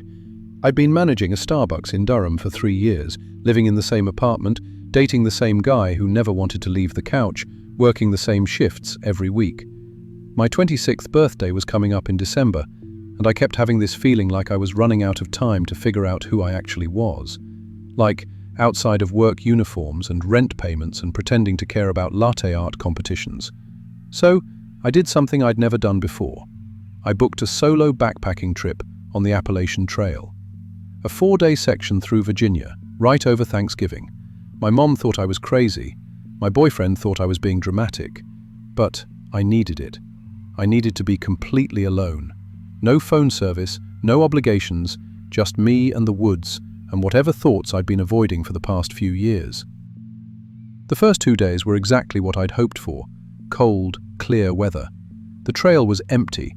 Most thru-hikers had finished their seasons by then, and nobody else was crazy enough to be out there during the holiday. I camped at designated sites, cooked freeze-dried meals on my little stove, and actually started to feel like maybe I could figure things out. Like maybe I wasn't as lost as I thought. Day 3 started normal enough. I broke camp early, hiked through morning fog that burned off by 10. The trail that day was supposed to be easy, mostly ridge walking, gentle elevation changes. I was making good time, feeling strong, actually enjoying myself. That's when I started noticing the rock formations. At first, I thought they were natural. Big, flat stones arranged in rough circles, about 15 feet across. I'd seen stuff like that before in state parks, old foundations maybe, or just weird geology. But these were different. The stones were too evenly spaced, too deliberately placed, and the circles were perfectly clear of vegetation. No grass, no brush, just bare dirt inside each ring. I counted 5 of them spread across maybe half a mile of ridgeline. The weird part was the silence. I'd been hearing birds all morning, crows mostly, and some kind of woodpecker. But near the stone circles, everything went quiet. Not just bird sounds, everything. No wind in the trees, no rustling in the underbrush. Even my footsteps seemed muted, like the air itself was absorbing sound. I should have kept walking. I had a campsite reserved 6 miles ahead, and I wanted to get there before dark. But something about those circles pulled at me. I told myself I was just curious, that it was interesting, that I'd take a quick look and move on. I dropped my pack near the largest circle and walked to the edge. When the stones were smooth, worn no water source nearby, and they were cold, not just cool from the shade, but genuinely cold, like they'd been sitting in a freezer. I crouched down to touch one, and that's when I saw the gap. Between 2 of the larger stones, there was a space. Not a natural crack, but a deliberate opening. And beyond it, stairs. Carved right into the rock, leading down into darkness. I've always been the kind of person was easel. I am my to stairs come down to the word. Which I was been family, and the time was really request. I've always been the kind of person leading down into darkness. I've always been the kind of person leading down into darkness. Incarcerated, been the kind of person who follows rules. I don't jaywalk, I don't sneak into places I'm not supposed to be. But standing there, looking at those stairs, I felt this overwhelming need to know what was down there. Like the answer to every question I'd been asking myself was waiting in that darkness. I pulled out my headlamp and turned them, which I showed her that the germed was curth with the mate hever places. I pulled out my headlamp and turned to the darkness. I felt this overwhelming need to know what was down there. Like the answer to every question I'd been asking myself was waiting in that darkness. I pulled out my headlamp and turned them, which I felt this overwhelming need to know what was down there. But standing there, looking at my headlamp and turned them, I felt this overwhelming need to know what was down there. I felt this overwhelming need to know what was down there. Like the answer to every question I'd been asking myself was waiting in that darkness. I pulled out my headlamp and turned them, which I felt this overwhelming need to know what was down there. I felt this overwhelming need to know what was down there. I felt this overwhelming need to know what was down there. I felt this overwhelming need to know what was down there.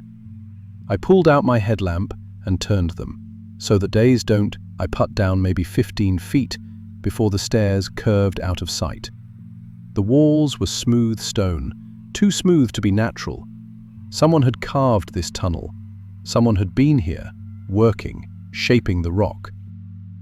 I told myself I'd just go down a little way, just far enough to see what it was, maybe an old mine shaft or a root cellar from some forgotten homestead. I kept my phone in my hand, thinking I'd take a few pictures and then get back on the trail. The stairs went down about 30 feet before leveling out into a tunnel. The walls here were even smoother, almost polished. My headlamp beam reflected off them weird, like they were slightly damp. The tunnel was tall enough that I didn't have to duck, wide enough that I could have stretched out my arms without touching the sides. Billy maybe 50 yards before it opened into a chamber. The space was massive. My headlamp couldn't reach the far walls or the ceiling. But what it did illuminate made my stomach drop. Cells, dozens of them, carved into the rock walls like little alcoves, each one maybe 6 feet wide by 8 feet deep. Some had what looked like crude bars, made from branches lashed together with some kind of dried plant fiber. Others were just open, dark spaces, and in those spaces there were people. Crimson, or what used to be people. The first one I saw was in a cell about 10 feet from where I stood. She was sitting against the back wall, knees pulled up to her chest. At first, I thought she was dead. Her skin was so pale, it was almost translucent, and she wasn't wearing any clothes. But then she moved, just a slight turn of her head toward my light, and I saw her eyes. They were completely white, not like cataracts. There were no pupils, no iris, just milky white from edge to edge. And her body was wrong. Too thin, but not like starvation. Her limbs looked elongated, especially her fingers, and she had no hair anywhere. Not on her head, not on her arms, nothing. I made a sound. I don't remember what, probably just a gasp or a whimper. But she didn't react to it. She just sat there, staring in my general direction with those blank eyes. I swept my headlamp around the chamber and saw more of them. Maybe 20 or 30 people in various cells. Some sitting, some lying down. A few were clearly dead, just skeletons, some with scraps of clothing still attached. Others looked like the woman, pale and hairless and wrong. And a few looked more recent. There was a man in one cell who still had some pigment to his skin, still had his hair, but he was moving in the same slow, drugged way as the others. Terminated, my brain was trying to make sense of it. Some kind of human trafficking operation? A cult? But who would do this out here, miles from any road? And how long had this been here? That's when I noticed the feeding stations. Between the cells there were flat stones that had been carved into shallow bowls. In some of them, there was food. At least, I think it was food. Chunks of something that might have been meat, though it was too dark to tell what kind. Mushrooms or fungi of some kind. Roots, maybe. And in a few bowls there was water, or something liquid anyway. Trying to understand. And that's when I saw the paintings. They covered a section of the wall near what I guess was the entrance to a deeper tunnel. Crude figures drawn in what looked like charcoal, or maybe dried blood. The story they told was simple and horrible. Surface people, recognizable humans with normal proportions, being led down into the tunnels. The same humans in cells, their bodies changing over time, and other figures, definitely not human, tending to them, feeding them, using them. This was a farm. These things, whatever they were keeping humans underground like livestock, growing them, changing them, harvesting them. I backed away from the paintings, my headlamp beam jerky and wild. I needed to get out. I needed to get help. These people, they needed help. They needed... That's when I heard it. A chittering sound coming from the deeper tunnel. Not like insects, too low, too wet.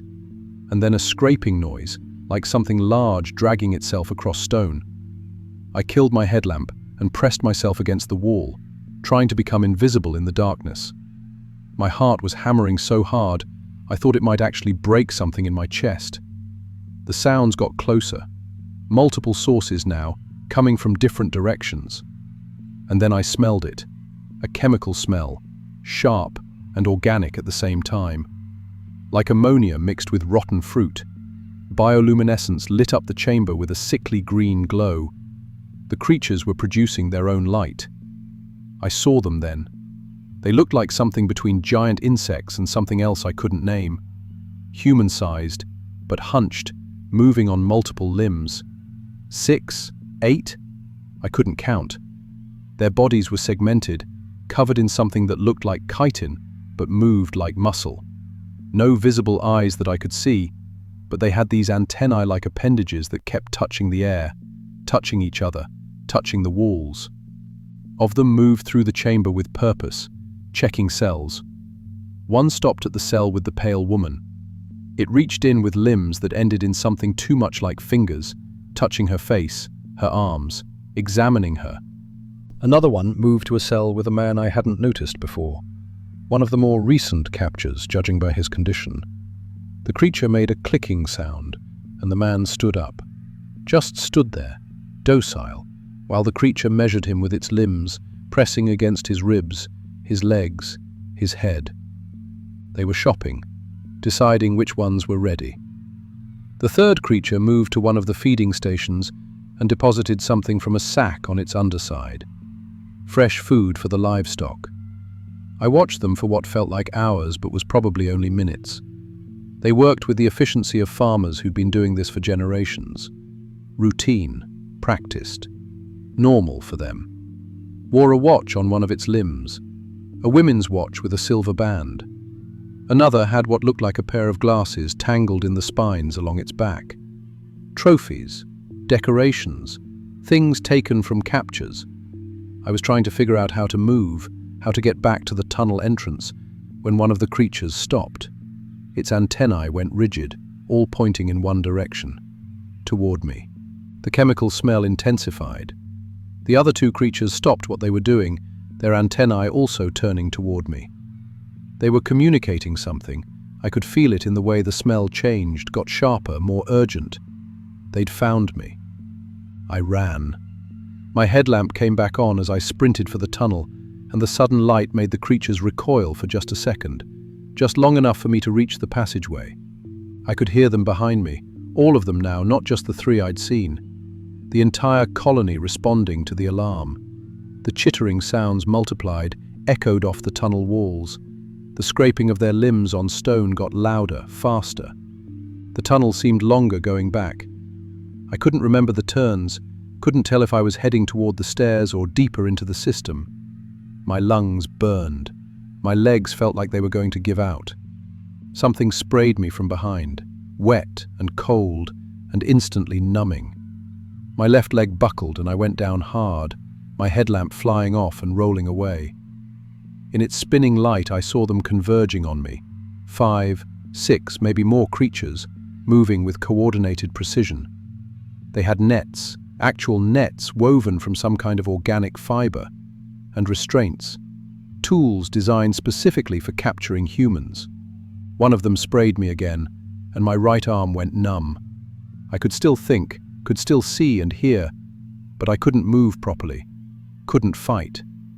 They wrapped the net around me and dragged me back into the chamber, back to an empty cell. For the next 3 days, at least I think it was 3 days, time stopped meaning anything down there. I learned how the system worked. They measured me, took samples of my hair, my blood, skin scrapings. One of them spent a long time examining my hands, my fingernails, like it was assessing my value. They fed me twice a day, though I couldn't tell if that was actually morning and evening or just arbitrary intervals. The food was the same stuff I'd seen in the feeding bowls, fungus, roots, and meat that I tried not to think about. I didn't eat it at first, but by the second day, hunger won out. The chemical they'd sprayed on me wore off after a few hours, but by then, I'd learned not to fight. The creatures responded to resistance with more spray, more restraints, and isolation from the food and water. Other captives. The pale woman was taken from her cell on what I think was the second day. She walked willingly, following the creature that led her into the deeper tunnels. I heard sounds after that, wet, efficient sounds, and she never came back. There were other recent captures in cells near mine. A man who said his name was David, that he'd been hiking the trail 6 months ago. A woman named Sarah, who'd been here for 3 weeks. Both of them were already changing. Their skin was getting paler.